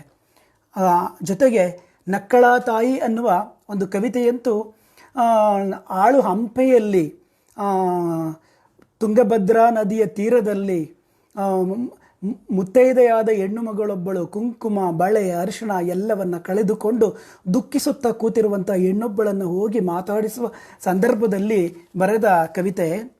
ನಕ್ಕಳ ತಾಯಿ ಮುದುಕಿ ಎಳೆಯವಳಾಗಿ ನಕ್ಕಳ ಆ ತಾಯಿ ಮುದುಕಿ, ಮಾಸು ಮಿಂಚಳೆಯಾಗಿ ಸವೆದ ಮೈ ತುಂಬಿ ಕಡಲ ತೆರೆಗಳ ನುಟ್ಟು ಬೆಟ್ಟ ಬಯಲನ್ನು ತೊಟ್ಟು ಅರಿಲ ಮುಡಿಗಿಟ್ಟು ಮುಗುಳು ನಗೆಯ ನಸು ನಕ್ಕಳ ತಾಯಿ, ನನ್ನ ತಲೆಯಲ್ಲಿ ಕೈಯ ತಾವರೆಯ ನೆಟ್ಟು. ತನ್ನ ತಲೆಯಲ್ಲಿ ಕೈಯ ತಾವರೆಯನ್ನಿಟ್ಟು ಹೀಗೆ ಚಿಂತಾಕ್ರಾಂತಳಾಗಿರುವ ಆ ತಾಯಿ ಈ ಕಂದನ ಪ್ರಾರ್ಥನೆಯನ್ನು ಕೇಳಿ ನಕ್ಕಳು. ಹೀಗೆ ಕವಿಯನ್ನು ಹರಸಿದಂತಹ ಭುವನೇಶ್ವರಿ ರಥವನ್ನು ಹೇರ್ತಾಳಂತೆ. ಆಗ ಅಖಂಡ ಕರ್ನಾಟಕದ ಜನ ಘೋಷವನ್ನು ಮಾಡ್ತಾರೆ. ಭಾರತಾಂಬೆಯೇ ಹಿರಿಯ ಹೆಣ್ಣು ಮಗಳು, ಕನ್ನಡಾಂಬೆಯೇ ತೇರನೇರಿ ಬರುತ್ತಿದ್ದಾಳೆ, ಯಾರೂ ಅಡ್ಡ ಬರದಿರಿ ದಾರಿ ಬಿಡಿ, ಭಾರತಾಂಬೆಯ ಹಿರಿಯ ಹೆಣ್ಣು ಮಗಳು. ಈ ಮಾತನ್ನು ಕುವೆಂಪು ಅವರ ಜಯ ಭಾರತ ಜನನಿಯ ತನುಜಾತೆ ಜಯ ಹೇ ಕರ್ನಾಟಕ ಮಾತೆ ಅನ್ನುವ ಬಹುಶಃ ಕುವೆಂಪು ಅವರ ಮಾತಿಗೆ ಈ ಭಾರತಾಂಬೆಯ ಹಿರಿಯ ಮಗಳು ಅನ್ನುವ BM ಶ್ರೀಕಂಠಯ್ಯನವರ ಈ ಮಾತು ಯಾಕೆ ಪ್ರೇರಣೆಯನ್ನು ಒದಗಿಸಿರಬಾರದು ಅಂತ ಕೂಡ ನಾವು ಯೋಚನೆ ಮಾಡಬೇಕಾಗತ್ತೆ. ಹೀಗೆ 60 ವರ್ಷಗಳ ಹಿಂದೆ BM ಶ್ರೀಕಂಠಯ್ಯನವರು ಕನ್ನಡ ಭುವನೇಶ್ವರಿ ರಥವನ್ನು ಏರಿಕೊಂಡು ಬರುತ್ತಾಳೆ ಅಂತ ಏಕೀಕರಣ ಪೂರ್ವದಲ್ಲಿ ಕನಸು ಕಂಡಿದ್ದಂತಹ ಕನಸಿದೆಯಲ್ಲ, ಇವತ್ತು ನಾವು ಪ್ರತಿ ವರ್ಷದ ದಸರೆಯಲ್ಲಿ ಜಂಬೂ ಸವಾರಿಯಲ್ಲಿ ತಾಯಿ ಭುವನೇಶ್ವರಿ ಅಂಬಾರಿಯನ್ನು ಏರಿಕೊಂಡು ಮೆರವಣಿಗೆ ಬರುವ ಸಂದರ್ಭದಲ್ಲಿ ಓಹೋ BM ಶ್ರೀಕಂಠಯ್ಯನವರು ಕಂಡ ಆ ಕನಸು ಈಗ ನನಸಾಗಿದೆಯಲ್ಲ ಅಂತ ಖಂಡಿತ ನಮಗೆ BM ಶ್ರೀಕಂಠಯ್ಯನವರ ಈ ಕನ್ನಡ ತಾಯಿಯ ನೋಟ ಕವಿತೆಯಲ್ಲಿ ತಾಯಿ ರಥವನ್ನು ಏರ್ಕೊಂಡು ಬರ್ತಾ ಇದ್ದಾಳೆ ದಾರಿ ಬಿಡಿ ಅನ್ನುವ ಆ ಮಾತುಗಳನ್ನು ಕೇಳಿಸಿಕೊಂಡಾಗ ಖಂಡಿತ ಅನಿಸುತ್ತೆ. BM ಶ್ರೀಕಂಠಯ್ಯನವರ ಇನ್ನೊಂದು ಬಹಳ ಮುಖ್ಯವಾದ ಸಂಕಲನ ಹೆಸರು ಹೊಂಗನಸು ಅಂತ. ಇದರಲ್ಲಿ 14 ಕವಿತೆಗಳಿಂದ ಕೂಡಿದ ಒಂದು ಸಣ್ಣ ಕವಿತಾ ಸಂಕಲನ ಇದು. ಆ ಕವಿತೆಯ ಸಂಕಲನದ ಕೊನೆಯ ಭಾಗದಲ್ಲಿ ಒಂದು 4 ಶ್ಲೋಕಗಳಿದೆ. ಇಲ್ಲಿರುವ ಒಟ್ಟು ಕವನಗಳನ್ನು ನಾವು ಮುಖ್ಯವಾಗಿ 3 ಭಾಗ ಮಾಡ್ಕೋಬೋದು. ಕನ್ನಡ ನಾಡು ನುಡಿಯನ್ನು ಕುರಿತ ಪದ್ಯಗಳು, ರಾಜಭಕ್ತಿಯನ್ನು ಪ್ರಕಟಿಸುವ ಕವಿತೆಗಳು ಮತ್ತು ಇತರ ಕವಿತೆಗಳು ಅಂತ. ಇವೆಲ್ಲವೂ ಕೂಡ ಸ್ವಾತಂತ್ರ್ಯ ಪೂರ್ವದಲ್ಲಿ ಬರೆದ ಕವಿತೆಗಳು ಅನ್ನುವುದನ್ನು ನಾವು ಗಮನದಲ್ಲಿ ಇಟ್ಕೋಬೇಕು. ನಾವೆಲ್ಲ ಬಹಳ ಮುಖ್ಯವಾಗಿ ಗಮನಿಸಬೇಕಾದ ಒಂದು ಕವಿತೆ ಈ ಒಂದು ಸಂಕಲನದಲ್ಲೇ ಇರೋದು. ಭರತ ಮಾತೆಯ ನುಡಿ, ಅದು 1914ರಲ್ಲಿ ಪ್ರಕಟ ಆಗಿದ್ದು. ಹಾಗೆಯೇ ಹಾರೈಕೆ ಅನ್ನುವ 1945ರಲ್ಲಿ ಪ್ರಕಟವಾದ ಒಂದು ಕವಿತೆ ಕೂಡ ಈ ಸಂಕಲನದಲ್ಲೇ ಇರೋದು.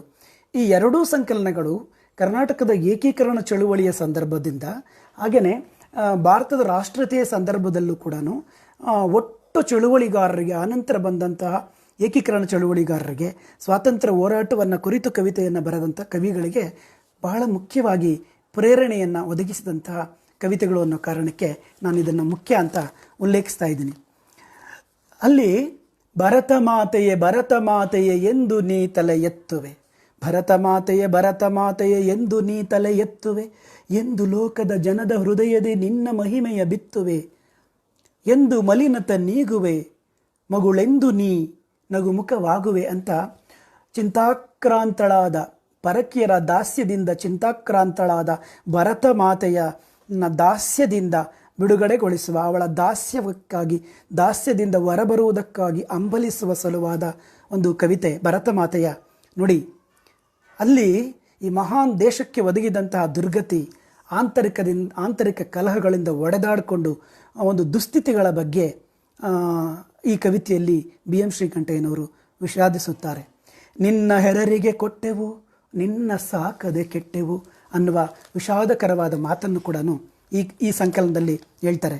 ಕೊನೆಗೆ ತಮ್ಮ ಇನಿದಾದ ತಂಗಿಯಾದ ಬ್ರಿಟಾನಿಯಾ ಅಂದರೆ ಬ್ರಿಟಿಷ್ ಇಂಗ್ಲೆಂಡ್ ಕೂಡ ನಮ್ಮ ಭಾರತದ ಬಿಡುಗಡೆಗೆ, ಭಾರತ ಮಾತೆಯ ಬಿಡುಗಡೆಗೆ ಸಹಕರಿಸಬಹುದಾದಂಥ ಒಂದು ವರದಾರಿ ಅನ್ನುವ ಆಶಯವನ್ನು, ಬಹುಶಃ ಆ ಕಾಲಘಟ್ಟದಲ್ಲಿ ಬೇರೆ ಯಾರೂ ಕೂಡ ಇಂಗ್ಲೀಷನ್ನು ಈ ಥರದ ಪರವಾಗಿ ಮಾತಾಡದೇ ಇದ್ದಂಥ ಸಂದರ್ಭದಲ್ಲಿ ಬ್ರಿಟಿಷರು ಅಥವಾ ಆಂಗ್ಲರು ಕೂಡ ಅಥವಾ ಇಂಗ್ಲೀಷ್ ಭಾಷೆ ಕೂಡ ನಮ್ಮನ್ನು ಈ ಥರದ ಸಂಸ್ಕೃತ ಭಾಷೆಯ ದಾಸ್ಯದಿಂದ ಹೊರಗೆ ತರಬಹುದಾದ ಒಂದು ವರದಾರಿ ಅನ್ನುವ ಸುಳಿವನ್ನು ಕೂಡ BM ಶ್ರೀಕಂಠಯ್ಯನವರು ಯೋಚಿಸ್ತಾರೆ.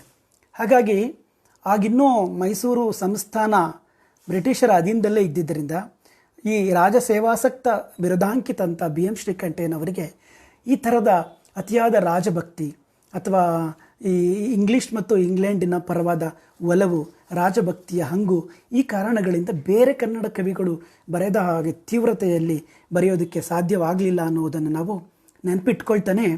ಬಹಳ ಮುಖ್ಯವಾಗಿ ನಾನು ಈ ಕವಿತೆಯ ಬಹಳ ಮುಖ್ಯವಾದ ಒಂದು ಭಾಗವನ್ನು ಹೇಳಲೇಬೇಕು ಇವತ್ತು. ಅದೇನಂತಂದರೆ, ಈ ಕನ್ನಡ ನಾಡಿನ ವೈಭವವನ್ನು ನಾಡಿನ ಕಿರಿಯರಿಗೆ ಪರಿಚಯಿಸುವ ಸಲುವಾಗಿ ಕವಿ ಇಡೀ ನಾಡನ್ನೆಲ್ಲ ಸುತ್ತಿಕೊಂಡು ಬರ್ತಾರೆ. ಸುತ್ತಿಕೊಂಡು ಕೊನೆಗೆ ಅವರು ಕಾರವಾರ, ಗೋಕರ್ಣ, ಮಂಗಳೂರು, ಉಡುಪಿ, ಪಶ್ಚಿಮ ಘಟ್ಟಗಳು ಇವುಗಳನ್ನೆಲ್ಲ ಹತ್ತಿ ಇಳಿದು ಕೊನೆಗೆ ಹಾಳು ಬಿದ್ದಂತಹ ಹಂಪೆಯ ಹತ್ರ ಬರ್ತಾರೆ. ತುಂಗಭದ್ರಾ ನದಿ ಅಲ್ಲಿ ಹರಿತಾ ಇದೆ. ಅಲ್ಲಿ ಬಂದಾಗ ಕೈ ಮೇಲೆ ತಲೆ ಊರಿ ಅಳ್ತಾ ಕೂತಿರುವಂಥ ಒಬ್ಬ ಹೆಂಗಸನ್ನು ಕವಿ ಕಾಣ್ತಾನೆ. ಯಾರವ್ವ ನೀನು ತಾಯಿ ಅಂತ ಕವಿ ಆ ಹೆಂಗಸನ್ನು, ಯಾರವ್ವ ತಾಯಿ ನೀನು, ಏಕಿಂತೊಬ್ಬಳೇ ಕುಳಿತೆ ಕಾಡಿನಲ್ಲಿ, ಏಕೆ ಮೊಗ ಕಂದಿಹುದು ಕುಂದಿಹುದು ನೊಂದಿಹುದು ಬಾಡಿಹುದು, ಯಾರವ್ವ ತಾಯಿ ನೀನು, ಏಕೆ ಮೊಗ ಬಾಡಿಹುದು ಕಂದಿಹುದು ಕುಂದಿಹುದು ಅಂತ ಒಂದೇ ಸಮನೆ ಕವಿ ಪ್ರಶ್ನೆಗಳನ್ನು ಆ ತಾಯಿಗೆ ಕೇಳ್ತಾನೆ. ಆಕೆ ನೀಡುವ ಉತ್ತರವನ್ನು ಕೇಳಿಸ್ಕೊಂಡ್ರೆ ಖಂಡಿತ ಎದೆ ಒಡೆಯುತ್ತೆ.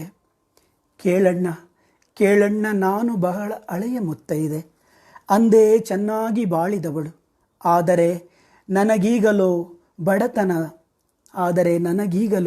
ಬಡತನ, ನನ್ನಕ್ಕ ತಂಗಿಯರು ಮಾತ್ರ ವೈಭವದಿಂದ ಮೆರೆಯುತ್ತಿದ್ದಾರೆ. ಕರ್ನಾಟಕಕ್ಕಿಂತ ಮೊದಲೇ ಈಗಾಗಲೇ ಏಕೀಕರಣಗೊಂಡಂಥ ಕೆಲವು ಬೇರೆ ರಾಜೇಶ್ವರಿಗಳೆಲ್ಲ ಸಂತೋಷದಿಂದ ಬದುಕ್ತಾ ಇದ್ದಾರೆ, ಅವ್ರ ಮಕ್ಕಳೆಲ್ಲ ಆನಂದದಿಂದ ಬದುಕ್ತಾ ಇದ್ದಾರೆ. ಆದರೂ ನಾನು ಮಾತ್ರ ಬಡವಳಾಗಿದ್ದೇನೆ, ನನ್ನ ಮಕ್ಕಳು ಮಾತ್ರ ನಿರ್ಗತಿಕರಾಗಿದ್ದಾರೆ ಅನ್ನುವ ಅಳಲನ್ನು ಆ ತಾಯಿ ತೋಡ್ಕೊಳ್ತಾ ಇದ್ದಾರೆ. ಅವರ ಅದೃಷ್ಟ ಪುಣ್ಯ ನನಗಿಲ್ಲ, ಅವರ ಮಕ್ಕಳಿಗೆ ಎಲ್ಲ ಅದೃಷ್ಟವೂ ಇದೆ, ನನ್ನ ಮಕ್ಕಳಿಗಿಲ್ಲ. ಆದರೂ ಆ ನನ್ನ ಸೋದರಿಯರು ಬಾಳಲಿ, ನನ್ನ ಮನೆ ಮಾತ್ರ ಹಾಳಾಗಿದೆ, ನನ್ನ ನುಡಿ ಬೀಳಾಗಿದೆ ಅಂಥೇಳಿ ಆ ತಾಯಿ ತನ್ನ ಅಳಲನ್ನು ತೋಡ್ಕೊಳ್ತಾಳೆ. ಹೀಗೆಂದು ಉತ್ತರ ಕೊಡ್ತಾ ಇದ್ದಂಥ ಆ ಹೆಣ್ಣು ಯಾರು ಅಂತ ಕವಿಗೆ ಗೊತ್ತಾಗತ್ತೆ. ಆಕೆಯೇ ಕನ್ನಡದ ತಾಯಿ. ಆಕೆಯ ನೊಂದ ನುಡಿಗಳಿಗೆ ಕವಿ ಸಾಂತ್ವನದ ಉತ್ತರವನ್ನು ನೀಡ್ತಾರೆ. ಬಾರಮ್ಮ ಹರಸು ಅಂಥೇಳಿ ನಾನಾ ವಿಧದಿಂದ ಕವಿ ತಾಯಿ ಭುವನೇಶ್ವರಿಯನ್ನು ಪ್ರಾರ್ಥಿಸ್ಕೊತಾಳೆ.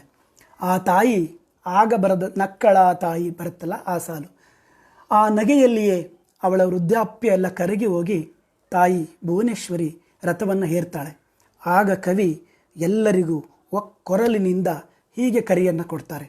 ಈ ಕವಿತೆಯ ಕೊನೆಯಲ್ಲೂ ಆ ಕವಿತೆಯ ಕೊನೆಯಲ್ಲೇ ಬರೋದು, ಸಿರಿಗನ್ನಡಂ ಗೆಲ್ಗೆ ಹಿರಿಗನ್ನಡಂ ಗೆಲ್ಗೆ ಬಾಳ್ಗೆ, ಕನ್ನಡದ ತಾಯಿ ಗೆಲ್ಗೆ ಕನ್ನಡದ ತಾಯಿ ಬಾಳ್ಗೆ ಅನ್ನುವಂಥ ಈ ಘೋಷವಾಕ್ಯಗಳು ಈ ಕವಿತೆಯಲ್ಲಿಯೇ ಬರೋದು.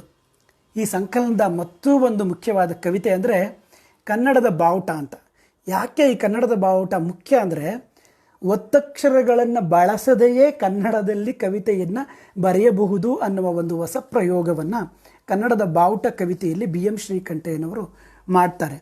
ಏರಿಸಿ ಆರಿಸಿ ಕನ್ನಡ ಬಾವುಟ ಓಹೋ ಕನ್ನಡ ನಾಡು, ಆಹಾ ಕನ್ನಡ ನಾಡು, ಆರಿಸಿ ತೋರಿಸಿ ಕೆಚ್ಚದೆಯ ಬಾವುಟ, ಗಾಳಿಯಲ್ಲಿ ಪಟಪಟ ಧಾಳಿಯಲ್ಲಿ ಚಟಚಟ, ಉರಿಯಿತೋ ಉರಿಯಿತೋ ಹಗೆಯ ಹಠ ಮನೆಮಠ, ಹಾಳ್ ಸುರಿಯಿತು ಹಗೆಯ ಬೀಡಕ್ಕಟ, ಹಾಳ್ ಸುರಿಯಿತು ಹಗೆಯ ಬೀಡಕ್ಕಟ. ಈ ಥರದ ಕನ್ನಡದ ಬಗೆಗಿನ ಅಭಿಮಾನದ ಘೋಷವಾಕ್ಯಗಳು ಈ ಕವಿತೆಯಲ್ಲಿ ಕವಿಯ ಹೃದಯದಿಂದ ಗುದ್ದಿಕೊಂಡು ಬರ್ತವೆ. ಹೀಗೆ ಮುಂದುವರೆದು ಆ ಕವಿತೆಯಲ್ಲಿ ಕವಿ ನಮ್ಮ ನಾಡಿನ ಕವಿಗಳು, ರಾಜರುಗಳು, ವಿರಕ್ತರು ಇವರೆಲ್ಲರನ್ನ ಸ್ಮರಿಸ್ತಾರೆ. ಕೊನೆಗೆ ಒಂದು ಮಾತು ಬರುತ್ತೆ ಕವಿತೆಯಲ್ಲಿ, ತಾಯುಳಿಯೆ ನಾನುಳಿಯೆ ತಾಯಳಿಯೆ ನಾನಳಿವೆ, ತಾಯುಳಿಯೆ ನಾನುಳಿವೆ ತಾಯಳಿಯೆ ನಾನಳಿವೆ ಅನ್ನುವ ಒಂದು ಮಾತಿನಿಂದ ಆ ಕವಿತೆ ಎಂಡಾಗತ್ತೆ. ಇದು ಹೀಗೆ ಈ ಸಂಕಲನದಲ್ಲಿ ಹಲವು ಮುಖ್ಯವಾದ ಕವಿತೆಗಳು ಇರೋದನ್ನು ನಾವು ಗಮನಿಸ್ಬೋದು. ಜೊತೆಗೆ ಈ BM ಶ್ರೀಕಂಠಯ್ಯನವರು ತಮ್ಮ ಬದುಕಿನ ಉದ್ದಕ್ಕೂ ಸಾಹಿತ್ಯ ನಿರ್ಮಾಣ, ಪ್ರಚಾರ, ಹೊಸಗನ್ನಡ ರೂಪಣೆ, ಅವರ ವಿಮರ್ಶೆ, ಭಾಷೆ ಮತ್ತು ವಿದ್ಯಾಸಂಸ್ಕೃತಿಗಳ ಬಗೆಗಿನ ಪರಿಶೀಲನೆ ಇವೆಲ್ಲವನ್ನು, ಗ್ರಂಥ ಸಂಪಾದನೆ, ಸಾಹಿತ್ಯದ ಅಂಗಶಾಸ್ತ್ರಗಳ ವ್ಯಾಸಂಗ, ಈ ಎಲ್ಲದರ ಹಿಂದೆಯೂ ಒಳವಕ್ಕೂ ಒಂದು ಚಾರಿತ್ರಿಕ ಪ್ರಜ್ಞೆಯನ್ನು ಕನ್ನಡಿಗರಲ್ಲಿ, ಇಡೀ ನಾಡಿನಾದ್ಯಂತ ಸುತ್ತಾಡಿ ಕನ್ನಡಿಗರಿಗೆ ಒಳ್ಳೆಯ ಸಾಹಿತ್ಯ ಅನ್ನೋ BM ಶ್ರೀ ಕನ್ನಡ ಮಾತು ತಲೆ ಎತ್ತುವ ಬಗ್ಗೆ, ಕನ್ನಡ ನಾಡಿಗೆ ಕನ್ನಡವೇ ಗತಿ ಅನ್ನುವ ಈ ಥರದ ತುಂಬ ಪ್ರೇರಣೆಯನ್ನು ಉಂಟು ಮಾಡುವಂತಹ ಕೃತಿಗಳನ್ನು ಕೂಡ BM ಶ್ರೀಕಂಠಯ್ಯನವರು ಮಾಡಿದರು. ಈ ಸಂದರ್ಭದಲ್ಲಿ ಕನ್ನಡದ ಹಿರಿಯ ಕವಿಗಳು, ಚಿಂತಕರು ಆದಂಥ V ಸೀತಾರಾಮಯ್ಯನವರು BM ಶ್ರೀಕಂಠಯ್ಯನವರ ಬಗ್ಗೆ ಒಂದು ಮಾತು ಹೇಳ್ತಾರೆ. ಅದು ಹೀಗಿದೆ ನೋಡಿ, ಸಾಹಿತ್ಯ ನಿರ್ಮಾಣ, ಪ್ರಚಾರ, ಹೊಸಗನ್ನಡದ ರೂಪಣೆ, ಅದರ ವಿಮರ್ಶೆ, ಭಾಷಾ ಮತ್ತು ವಿದ್ಯಾಸಂಸ್ಕೃತಿಗಳ ಪರಿಶೀಲನೆ, ಗ್ರಂಥ ಸಂಪಾದನೆ, ಸಾಹಿತ್ಯದ ಅಂಗಶಾಸ್ತ್ರಗಳ ವ್ಯಾಸಂಗ, ಈ ಎಲ್ಲದರ ಹಿಂದೆ ಒಳಹೊಕ್ಕು ಚಾರಿತ್ರಿಕ ದೃಷ್ಟಿಯಿಂದಲೂ, ಸಾರಸಂಗ್ರಹ ದೃಷ್ಟಿಯಿಂದಲೂ, ರಸಾಸ್ವಾದನ ದೃಷ್ಟಿಯಿಂದಲೂ, ಮೌಲ್ಯ ನಿರ್ಣಯಗಳ ದೃಷ್ಟಿಯಿಂದಲೂ ತಾವು ಮಾಡಬಹುದಾದ ಕೆಲಸವನ್ನೆಲ್ಲ ನಿರ್ವಂಚನೆಯಿಂದ ಮಾಡಿದರು BM ಶ್ರೀ. ಹೊಸ ಕಾಲದ ದರ್ಶನ ರುಚಿಗಳಿಗೆ ತಕ್ಕಂತೆ ಹೊಸ ಸಾಹಿತ್ಯ ಪ್ರಕಾರಗಳನ್ನು ತಾವು ಬರೆದು ಇತರರಿಂದ ಬರೆಸಿ ಒಂದು ನೂತನ ಸಂಪ್ರದಾಯವನ್ನು ನಿರ್ಮಾಣ ಮಾಡಿದರು ಅಂತ BM ಶ್ರೀಕಂಠಯ್ಯನವರ ಒಟ್ಟು ಒಂದು ನಾಡು ನುಡಿಗಳ ಬಗೆಗಿನ ಬದುಕಿನ ಒಂದು ಸಂಕ್ಷಿಪ್ತತೆ, ಬದುಕಿನ ಪರಿಚಯವನ್ನು ಸಂಕ್ಷಿಪ್ತವಾಗಿ ಅದರಲ್ಲಿ ಮಾಡ್ತಾರೆ. ಇನ್ನೊಂದು ಬಹಳ ಮುಖ್ಯವಾಗಿ ನಾವು BM ಶ್ರೀಕಂಠಯ್ಯನವರನ್ನು ನೆನೆಸುವ ಸಂದರ್ಭದಲ್ಲಿ ಕನ್ನಡದಲ್ಲಿ ದುರಂತ ನಾಟಕಗಳಿಗೆ ನಾಂದಿಯನ್ನು ಆಡಿದ್ರು ಅಂತ ನಾನು ಹೇಳಿದ್ನಲ್ಲ. ಯಾಕೆಂದರೆ ಸಂಸ್ಕೃತ ನಾಟಕಗಳಲ್ಲಿ ಇಲ್ಲದೇ ಇದ್ದಂಥ ದುರಂತ ನಾಟಕದ ಪರಂಪರೆಯನ್ನು ಕನ್ನಡದಲ್ಲಿ ಅವರು ಪ್ರಯೋಗಿಸ್ತಾರೆ. ಅಶ್ವತ್ಥಾಮನ್ ನಾಟಕದಲ್ಲಿ ಅಶ್ವತ್ಥಾಮನ್ನ ಸಾವನ್ನು ಅವರು ಪರಿಚಯಿಸಿದ್ರಿಂದ ಅದು ದೊಡ್ಡ ಒಂದು ಗೊಂದಲಕ್ಕೇ ಉಂಟಾಗಿತ್ತು. ಹೀಗೆ ಶೇಕ್ಸ್ಪಿಯರ್ ನಾಟಕಗಳನ್ನು, ಗ್ರೀಕ್ನ ರುದ್ರ ನಾಟಕಗಳನ್ನು ಗಂಭೀರವಾಗಿ ಮತ್ತು ಆಳವಾಗಿ BM ಶ್ರೀಕಂಠಯ್ಯನವರು ಅಧ್ಯಯನ ಮಾಡಿದ್ದರಿಂದ ಅವರಿಗೆ ಈ ಶೇಕ್ಸ್ಪಿಯರ್ ನಾಟಕ ಮತ್ತು ಗ್ರೀಕ್ನ ರುದ್ರ ನಾಟಕಗಳ ರುದ್ರದ ಅಥವಾ ದುರಂತದ ಛಾಯೆಯನ್ನು ಅವರು ಹಳಗನ್ನಡ ಕಾವ್ಯಕೃತಿಗಳಲ್ಲಿ ಗುರುತಿಸೋದಕ್ಕೆ ಸಾಧ್ಯ ಆಯಿತು. ವಿಶೇಷವಾಗಿ ನಾಗಚಂದ್ರನ ಪಂಪರಾಮಾಯಣದ ರಾವಣನಲ್ಲಿ ಅವರು ಆ ಛಾಯೆಯನ್ನು ಗುರುತಿಸ್ತಾರೆ. ಆ ಕುರಿತು ಅವರು ಒಂದು ಲೇಖನವನ್ನು ಕೂಡ ಬರೀತಾರೆ. ಎ ಟ್ರ್ಯಾಜಿಕ್ ರಾವಣ ಅನ್ನುವ ಇಂಗ್ಲೀಷ್ನಲ್ಲಿ ಬರೆದ ಆ ಲೇಖನ ಈ ನಾಗಚಂದ್ರನ ಪಂಪರಾಮಾಯಣದ ರಾವಣನನ್ನು ಇಟ್ಕೊಂಡೇ ಅವರು ಬರೆದಿರೋವಂಥ ಒಂದು ಲೇಖನ. ಹಾಗೆಯೇ ರನ್ನನ ಗದಾಯುದ್ಧದ ನಾಟಕವನ್ನಾಗಿ ಅವರು ರೂಪಿಸ್ತಾರೆ. ರನ್ನನ ಆ ಗಂಡು ಶೈಲಿಯಲ್ಲಿನೇ ಆ ನಾಟಕೀಯತೆಯನ್ನೇ ಉಳಿಸಿಕೊಂಡು ಅವರು ಕೆಲವು ಸ್ಥಾನಗಳನ್ನು ಪಲ್ಲಟ ಮಾಡಿ ನಾಟಕವನ್ನು ಬರೆದಿದ್ರು ಕೂಡ ರನ್ನನ ವಸ್ತುವಿಗಾಗಲಿ ಗಂಡು ಶೈಲಿಗಾಗಲಿ ನಾಟಕೀಯತೆಗಾಗಲಿ ಧಕ್ಕೆ ಬರದ ಹಾಗೆ ಗದಾಯುದ್ಧ ನಾಟಕವನ್ನು ಕನ್ನಡದ ದುರಂತದ ಛಾಯೆಯಲ್ಲಿ ಪರಿಚಯಿಸ್ತಾರೆ. ಹಾಗೆಯೇ ಏಜಾಕ್ಸ್ನ ಪ್ರಭಾವದಿಂದ ಅಶ್ವತ್ಥಾಮನನ್ನು ಕೂಡ ಕನ್ನಡಕ್ಕೆ ಅವರು ತರ್ತಾರೆ. ಹೀಗೆ ರುದ್ರ ನಾಟಕದ ಛಾಯೆಯನ್ನು ಕನ್ನಡಕ್ಕೆ ಪರಿಚಯಿಸುವ ಕೃತಿ ಇದು. ಪೂರ್ವದ ಹಳಗನ್ನಡ ಮತ್ತು ಹಳಗನ್ನಡದ ಭಾಷಾ ಪ್ರಯೋಗಗಳನ್ನು ಕೂಡ BM ಶ್ರೀಕಂಠಯ್ಯನವರು ಈ ನಾಟಕದಲ್ಲಿ ತರ್ತಾರೆ. ಆ ಪಾರಸಿಕರು ನಾಟಕದಲ್ಲಂತೂ ಅವರು ಹಳಗನ್ನಡ ಮತ್ತು ನಡುಗನ್ನಡ ಮಿಶ್ರಿತವಾದ ಭಾಷೆಯನ್ನು ಎಷ್ಟು ಸೊಗಸಾಗಿ ತರ್ತಾರೆ ಅನ್ನೋದನ್ನು ಕೂಡ ನಾವು ಗಮನಿಸ್ಬೋದು. ಈ ನಾಟಕಗಳಲ್ಲಿ ಅವರು ಸರಳ ರಗಳೆಯ ಹಲವು ಛಂದಸ್ಸಿನ ಮಟ್ಟುಗಳನ್ನು ಕೂಡ ಉಪಯೋಗಿಸ್ಕೊಳ್ತಾರೆ. ಅವರು ಇದನ್ನು ಇಂಗ್ಲೀಷ್ ಗೀತೆಗಳಲ್ಲೂ ಕೂಡ ಆ ಪ್ರಯೋಗವನ್ನು ಮಾಡಿದರು. ಮುಂದೆ ಬಹುಶಃ ಕುವೆಂಪು ಅವರು ಬರೆದಂತಹ ರಾಮಾಯಣ ದರ್ಶನದ ಸರಳ ರಗಳೆಗೆ ಇವರು ಪ್ರಯೋಗಿಸಿದಂತಹ ಈ ಹೊಸ ಛಂದಸ್ಸಿನ ಪ್ರಯೋಗಗಳು ಕೂಡ ಕಾರಣ ಆಯಿತು ಅನ್ನೋದನ್ನು ನಾವು ನೆನೆಸ್ಕೋಬೇಕಾಯಿತು. ಇದಲ್ದಿರ ಅವರು ಕಾವ್ಯದಲ್ಲಿ ಶುಕ್ರಗೀತೆ, ಕನ್ನಡ ತಾಯಿನೋಟ, ಶ್ರೀ ಕೃಷ್ಣರಾಜ ರಜತ ಮಹೋತ್ಸವ ಪ್ರಘಾತ ಇವೆಲ್ಲವೂ ನಾಲ್ವಡಿ ಕೃಷ್ಣರಾಜ ಒಡೆಯರು ಅಧಿಕಾರಕ್ಕೆ ಬಂದ ಸಂದರ್ಭ ಇರ್ಬೋದು, ಅಥವಾ ಆನಂತರ ಚಾಮರಾಜ ಈ ಥರದ ರಾಜರುಗಳನ್ನು ವೈಭವೀಕರಿಸಿ ಅವರನ್ನು ಹೊಗಳುವ ಹಾಗೆ ಇದ್ದರೂ ಕೂಡ ಈ ಕಾವ್ಯಗಳು ಕಾವ್ಯದ ಸತ್ವದ ದೃಷ್ಟಿಯಿಂದ ಇವುಗಳಲ್ಲಿ ಆ ಥರದ ಕಾವ್ಯದ ಸತ್ವ ಇದೆ ಅನ್ನೋದನ್ನು ಕೂಡ ನಾವು ಮರಿಬಾರ್ದು. ಯಾವುದು ಕನ್ನಡ ತಾಯಿನೋಟ, ಶುಕ್ರಗೀತೆ, ಕೃಷ್ಣರಾಜ, ರಜತ ಮಹೋತ್ಸವ ಪ್ರಘಾತ ಈ ಥರದ ಕಾವ್ಯಕೃತಿಗಳನ್ನು ಇದು ರಾಜರನ್ನು ಹೊಗಳುವ ಕ್ರಿಯೆಯಲ್ಲಿ ತೊಡಗಿದೆ ಅನ್ನುವ ಕಾರಣಕ್ಕೆ ಏಕಾಏಕಿಯಾಗಿ ತಿರಸ್ಕಾರ ಮಾಡಿಬಿಡದೆ ಅದರಲ್ಲಿ ಇರಬಹುದಾದಂಥ ಮೌಲಿಕವಾದ ಕಾವ್ಯದ ಅಂಶಗಳಿಂದನೂ ಕೂಡ ನಾವು ಅವುಗಳನ್ನು ಪರಿಗಣಿಸಬೇಕಾಗತ್ತೆ. ಇದರ ಜೊತೆಗೆ ಇವರು ಕನ್ನಡ ಛಂದಸ್ಸಿನ ಚರಿತ್ರೆಯನ್ನು ಕೂಡ BM ಶ್ರೀಕಂಠಯ್ಯನವರು ಕನ್ನಡ ನಾಡಿಗೆ ಕೊಟ್ಟಿದ್ದಾರೆ. ಕವಿರಾಜ ಮಾರ್ಗದ ಕಾಲದಿಂದ ಹಿಡಿದು ಕನ್ನಡ ಕಾವ್ಯ ಪರಂಪರೆ ಹಲವು ಘಟ್ಟಗಳನ್ನು ಮತ್ತು ಕನ್ನಡ ಜಾನಪದ ಕಾವ್ಯಗಳಲ್ಲಿ ಹಲವು ರೀತಿಯ ಛಂದೋಲಯಗಳನ್ನು, ಅಂಶ ಛಂದಸ್ಸಿರ್ಬೋದು, ಮಾತ್ರಗಣ ತ್ರಿಪದಿ ಛಂದಸ್ಸಿನ ಹಲವು ಲಯಗಳನ್ನು ಶ್ರದ್ಧೆಯಿಂದ ಅಧ್ಯಯನ ಮಾಡಿ ಕನ್ನಡಿಗರಿಗೆ ಪರಿಚಯಿಸುವ ಕೆಲಸವನ್ನು ಕೂಡ BM ಶ್ರೀಕಂಠಯ್ಯನವರು ಮಾಡ್ತಾರೆ. ಹೀಗೆ BM ಶ್ರೀಕಂಠಯ್ಯನವರ ಬಗ್ಗೆ ಬಹಳ ಸುದೀರ್ಘವಾಗಿ ನಾವು ಮಾತಾಡುವುದಕ್ಕೆ ಬೇಕಾದಂತಹ ಹಲವು ಅಧ್ಯಯನಗಳನ್ನು ಬಯಸಬಹುದಾದಂಥ ವ್ಯಾಪಕವಾದ ಶ್ರೀ ಸಾಹಿತ್ಯ ಇದೆ. ಇಂಥ ಸಂದರ್ಭದಲ್ಲಿ ಇಂಗ್ಲೀಷ್ ಪ್ರಾಧ್ಯಾಪಕರಾಗಿ, ಕನ್ನಡ ಪ್ರಾಧ್ಯಾಪಕರಾಗಿ, ಕನ್ನಡ ಸಾಹಿತ್ಯ ಪರಿಷತ್ತಿನ ಉಪಾಧ್ಯಕ್ಷರಾಗಿ, ಕನ್ನಡದ ಪರಿಚಾರಕನಾಗಿ, ವಾಗ್ಮಿಯಾಗಿ, ಕನ್ನಡ ನಾಡು ನುಡಿಯನ್ನು ಕಟ್ಟುವ ಸಲುವಾಗಿ ಸಣ್ಣ ವಯಸ್ಸಿನಲ್ಲಿ ತಮ್ಮ ಹೆಂಡತಿಯನ್ನು ಕಳೆದುಕೊಂಡರೂ ಕೂಡ ಮಕ್ಕಳಿಗೋಸ್ಕರ ಆ ನೋವನ್ನು ಎದೆಯಲ್ಲಿ ಇಟ್ಟುಕೊಂಡು ಕನ್ನಡ ನಾಡು ನುಡಿ ಸೇವೆಗಾಗಿ ತಮ್ಮ ಬದುಕನ್ನು ಮೀಸಲಿಟ್ಟಂತಹ ಆಚಾರ್ಯ ಪುರುಷ BM ಶ್ರೀಕಂಠಯ್ಯ ಇಡೀ ನಾಡಿನಾದ್ಯಂತ ಸಂಚರಿಸಿ ಜನರಲ್ಲಿ ಕನ್ನಡದ ಬಗೆಗಿನ ಪ್ರಜ್ಞೆಯನ್ನು, ನುಡಿ ಪ್ರಜ್ಞೆಯನ್ನು, ನಾಡು ಪ್ರಜ್ಞೆಯನ್ನು, ಸಂಸ್ಕೃತಿ ಪ್ರಜ್ಞೆಯನ್ನು ಜಾಗೃತಗೊಳಿಸದೇ ಇದ್ದಿದ್ದರೆ ಬಹುಶಃ ಆನಂತರ ಬಂದಂತಹ ಕನ್ನಡದ ನವೋದಯ ಸಂದರ್ಭದ 2ನೇ ಮತ್ತು 3ನೇ ಕಾಲಘಟ್ಟದ ಹೋರಾಟಗಾರರಿಗೆ ಅಷ್ಟು ದೊಡ್ಡ ಪ್ರಮಾಣದ ಪ್ರೇರಣೆ ಬಹುಶಃ ಸಿಗ್ತಾ ಇರಲಿಲ್ಲ ಅಂತ ಅನಿಸುತ್ತೆ. ಹಾಗಾಗಿ ಕನ್ನಡ ನವೋದಯದ ಅರುಣೋದಯ ಪೂರ್ವ ಕಾಲದ ಒಂದು ಆಚಾರ್ಯ ಪುರುಷ, ಕನ್ನಡದ ಕಟ್ಟಾಳು, ನುಡಿಚಿಂತಕ, ವಾಗ್ಮಿ, ಕನ್ನಡ ಪ್ರೇಮಿ ಅನ್ನುವ ಕಾರಣಕ್ಕೆ BM ಶ್ರೀಕಂಠಯ್ಯನವರನ್ನು ನಾವು ನೆನೆಸಬೇಕಾಗತ್ತೆ.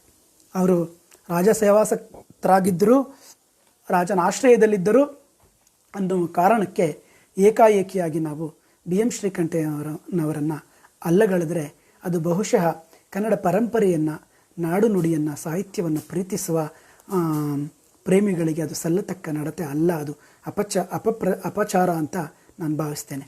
ಹೀಗೆ ನನ್ನ ಈ ಸುದೀರ್ಘವಾದ ಮಾತಿನ ನಡುವೆ ಹಲವು ತಾಂತ್ರಿಕವಾದ ಅಡಚಣೆಗಳು ಬಂದವು.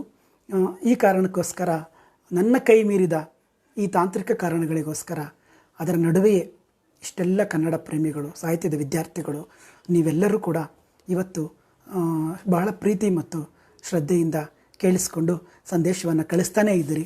ನನ್ನ ಮೊಬೈಲ್ ಸ್ಕ್ರೀನ್ನಲ್ಲಿ ನಿಮ್ಮೆಲ್ಲ ಸಂದೇಶಗಳು ನನಗೆ ಕಾಣಿಸ್ತಾ ಇದೆ. ಇಷ್ಟು ದೊಡ್ಡ ಸಂಖ್ಯೆಯಲ್ಲಿ ನೀವೆಲ್ಲರೂ ಭಾಗವಹಿಸಿದ್ದೀರಿ. ಹಾಗಾಗಿ ಈ ಕರೋನಾದ ಕಾರ್ಮೋಡ ಇಡೀ ವಿಶ್ವವನ್ನು ವ್ಯಾಪಿಸಿರುವಂಥ ಈ ಕಾಲಘಟ್ಟದಲ್ಲಿ ಈ ಆತಂಕದ ಮಧ್ಯೆಯೇ ನಾವೆಲ್ಲರೂ ನಮ್ಮನ್ನು ಜೀವಂತವಾಗಿ ಇರಿಸಿಕೊಳ್ಳುವ, ಸಾಹಿತ್ಯ ಸಂಸ್ಕೃತಿ ಕಲೆಗಳ ಜೊತೆ ನಿರಂತರವಾಗಿ ಒಡನಾಡುವ ಒಂದು ಭರವಸೆಯ ಬೆಳಕನ್ನು ಈ ಥರದ ಕಾರ್ಯಕ್ರಮಗಳು ಹುಟ್ಟು ಹಾಕ್ತವೆ. ಹಾಗಾಗಿ ಇಷ್ಟು ಜನ ಹೊಸ ಅಲ್ಲಿ ಒಂದು ಕಡೆ ಕಾವ್ಯದ ಹುಳು ಆಗಿರ್ಬೋದು, ಇನ್ನೊಂದು ಕಡೆ ಮಾತುಕತೆ ತಂಡ ಆಗಿರ್ಬೋದು, ಈಗ ರವಿಶಂಕರ್ ಜೆ ಅಂಕುರ್ ಅವರ ಮರೆಯಲಾಗದ ಮಹನೀಯರು ತಂಡ ಆಗಿರ್ಬೋದು, ಎಷ್ಟು ಜನ ಯುವಕರು ಅಡಿಗರು ಹೇಳ್ತಾರೆ, ಕಟ್ಟುವೆವು ನಾವು ಹೊಸ ನಾಡೊಂದನು ರಸದ ಬೀಡೊಂದನು ಹೊಸ ನೆತ್ತರು ಕುಕ್ಕಿ ಹಾರಿ ಹೋಗುವ ಮುನ್ನ ಉತ್ಸಾಹ ಉತ್ತುಂಗ ವೀಚಿಗಳ ಈ ಶುದ್ಧ ಸಾಗರವು ಬತ್ತಿ ಹೋಗುವ ಮುನ್ನ ಕಟ್ಟುವೆವು ನಾವು ಹೊಸ ನಾಡೊಂದನು ರಸದ ಬೀಡೊಂದನು ಅಂತ ಅಡಿಗರು ಹೇಳಿದ್ರಲ್ಲ, ಆ ಥರದ ಹೊಸ ನಾಡನ್ನು ಕಟ್ಟುವ ಬಿಸಿ ನೆತ್ತರಿನ ಹೊಸ ಯುವಕರ ಒಂದು ದೊಡ್ಡ ಪಡೆ ಇವತ್ತು ನಾಡಿನಾದ್ಯಂತ ತೊಡಗಿಕೊಂಡಿದೆಯಲ್ಲ, ಅದನ್ನೆಲ್ಲ ನೋಡಿದಾಗ ನನಗಂತೂ ಇಷ್ಟು ಖುಷಿಯಾಗತ್ತೆ. ಹಾಗಾಗಿ ತಾಂತ್ರಿಕವಾಗಿ ಏನು ಗೊತ್ತಿಲ್ಲದೆ ಇರುವಂಥ ನಮ್ಮಂಥವರನ್ನು ಇದ್ರ ಜೊತೆಗೆ ಸೇರಿಸಿಕೊಂಡು ನಮಗೆ ಗೊತ್ತಿರುವಂಥ ಒಂದಷ್ಟು ವಿಚಾರಗಳನ್ನು ಹಂಚಿಕೊಳ್ಳುವುದಕ್ಕೆ ಈ ಹೊಸ ಕಾಲದ ಯುವಕರು ತೊಡಗಿಕೊಂಡಿದ್ದಾರಲ್ಲ, ಅವರ ಜೊತೆ ಯಾವಾಗಲೂ ನಾನು ತೊಡಗಿಕೊಳ್ಳುವುದಕ್ಕೆ ನನಗೆ ಖುಷಿ. ಯುವಕರ ಜೊತೆ ಇದ್ದರೆ ಆ ಯೌವನ ಪ್ರಾಪ್ತ ಆಗುತ್ತೆ. ಕುವೆಂಪು ಹೇಳ್ತಾರಲ್ಲ, ಜೌವನದ ಸಾನ್ನಿಧ್ಯವೇ ಜೌವನಮಂ ಸಾರ್ಧಪುದಲ್ತೆ ಅಂತ, ಸ್ಮಶಾನ ಕುರುಕ್ಷೇತ್ರಂ. ಯುವಕರ ಜೊತೆಗಿನ ಒಡನಾಟವೇ ಆ ಯೌವನದ ಹುಮ್ಮಸ್ಸನ್ನು ನಮಗೆ ಕೊಡುತ್ತೆ ಅಂತ ಕುವೆಂಪು ಹೇಳ್ತಾರಲ್ಲ, ಹಾಗೆ ಈ ಎಲ್ಲ ಯುವಕರ ಹೊಸ ಮನಸ್ಸಿನ ಹೊಸ ಕನಸಿನ ಬಿಸಿ ನೆತ್ತರಿನ ಈ ಯುವಕರ ಹುಮ್ಮಸ್ಸು ಉತ್ಸಾಹಗಳು ಹೀಗೆ ನಡೀತಾ ಇರಲಿ. ನಮ್ಮಂಥವರು ಅವರ ಕೈ ಹಿಡ್ಕೊಂಡು ಅಥವಾ ಕೈ ಹಿಡ್ಕೊಂಡು ಜೊತೆಯಾಗಿ ನಡೆಸುವ ಕೆಲಸದಲ್ಲಿ ತೊಡಗಿಸ್ತಾ ಇರಲಿ ಅಂತ ಹೇಳ್ತಾ, ಮತ್ತೊಮ್ಮೆ ಮರೆಯಲಾಗದ ಈ ಮಹನೀಯರು ಮಾಲಿಕೆಯಲ್ಲಿ ನನಗೆ ಗೊತ್ತಿದ್ದಷ್ಟು ಸಂಗತಿಗಳನ್ನು ಹಂಚಿಕೊಳ್ಳುವ ಮುಖಾಂತರ ಗೊತ್ತಿಲ್ಲದೇ ಇರುವ ಸಂಗತಿಗಳನ್ನು BM ಶ್ರೀ ಅವರ ಬಗ್ಗೆ ಓದಿಕೊಳ್ಳುವುದಕ್ಕೆ ಸ್ವಲ್ಪ ಪ್ರೇರಣೆಯನ್ನು ಕೊಡುವ ಹಾಗೆ ನನ್ನ ಮಾತು ಸ್ಫೂರ್ತಿಯನ್ನು ಕೊಟ್ಟಿದ್ದರೆ ಸಾರ್ಥಕ ಆಯಿತು ಅಂತ ಅಂದುಕೊಂಡು ನನಗೆ ಈ ಅವಕಾಶವನ್ನು ಒದಗಿಸಿದ ಮರೆಯಲಾಗದ ಮಹನೀಯರು ತಂಡಕ್ಕೆ, ಗೆಳೆಯರಾದ ಸತ್ಯನಾರಾಯಣ ಅವರಿಗೆ, ಕೇಳಿಸಿಕೊಂಡ ನಿಮ್ಮೆಲ್ಲರಿಗೂ ಹೃತ್ಪೂರ್ವಕವಾದ ಧನ್ಯವಾದಗಳು, ನಮಸ್ಕಾರಗಳು ಸ್ನೇಹಿತರೆ. ಮತ್ತೆ ಭೇಟಿಯಾಗೋಣ.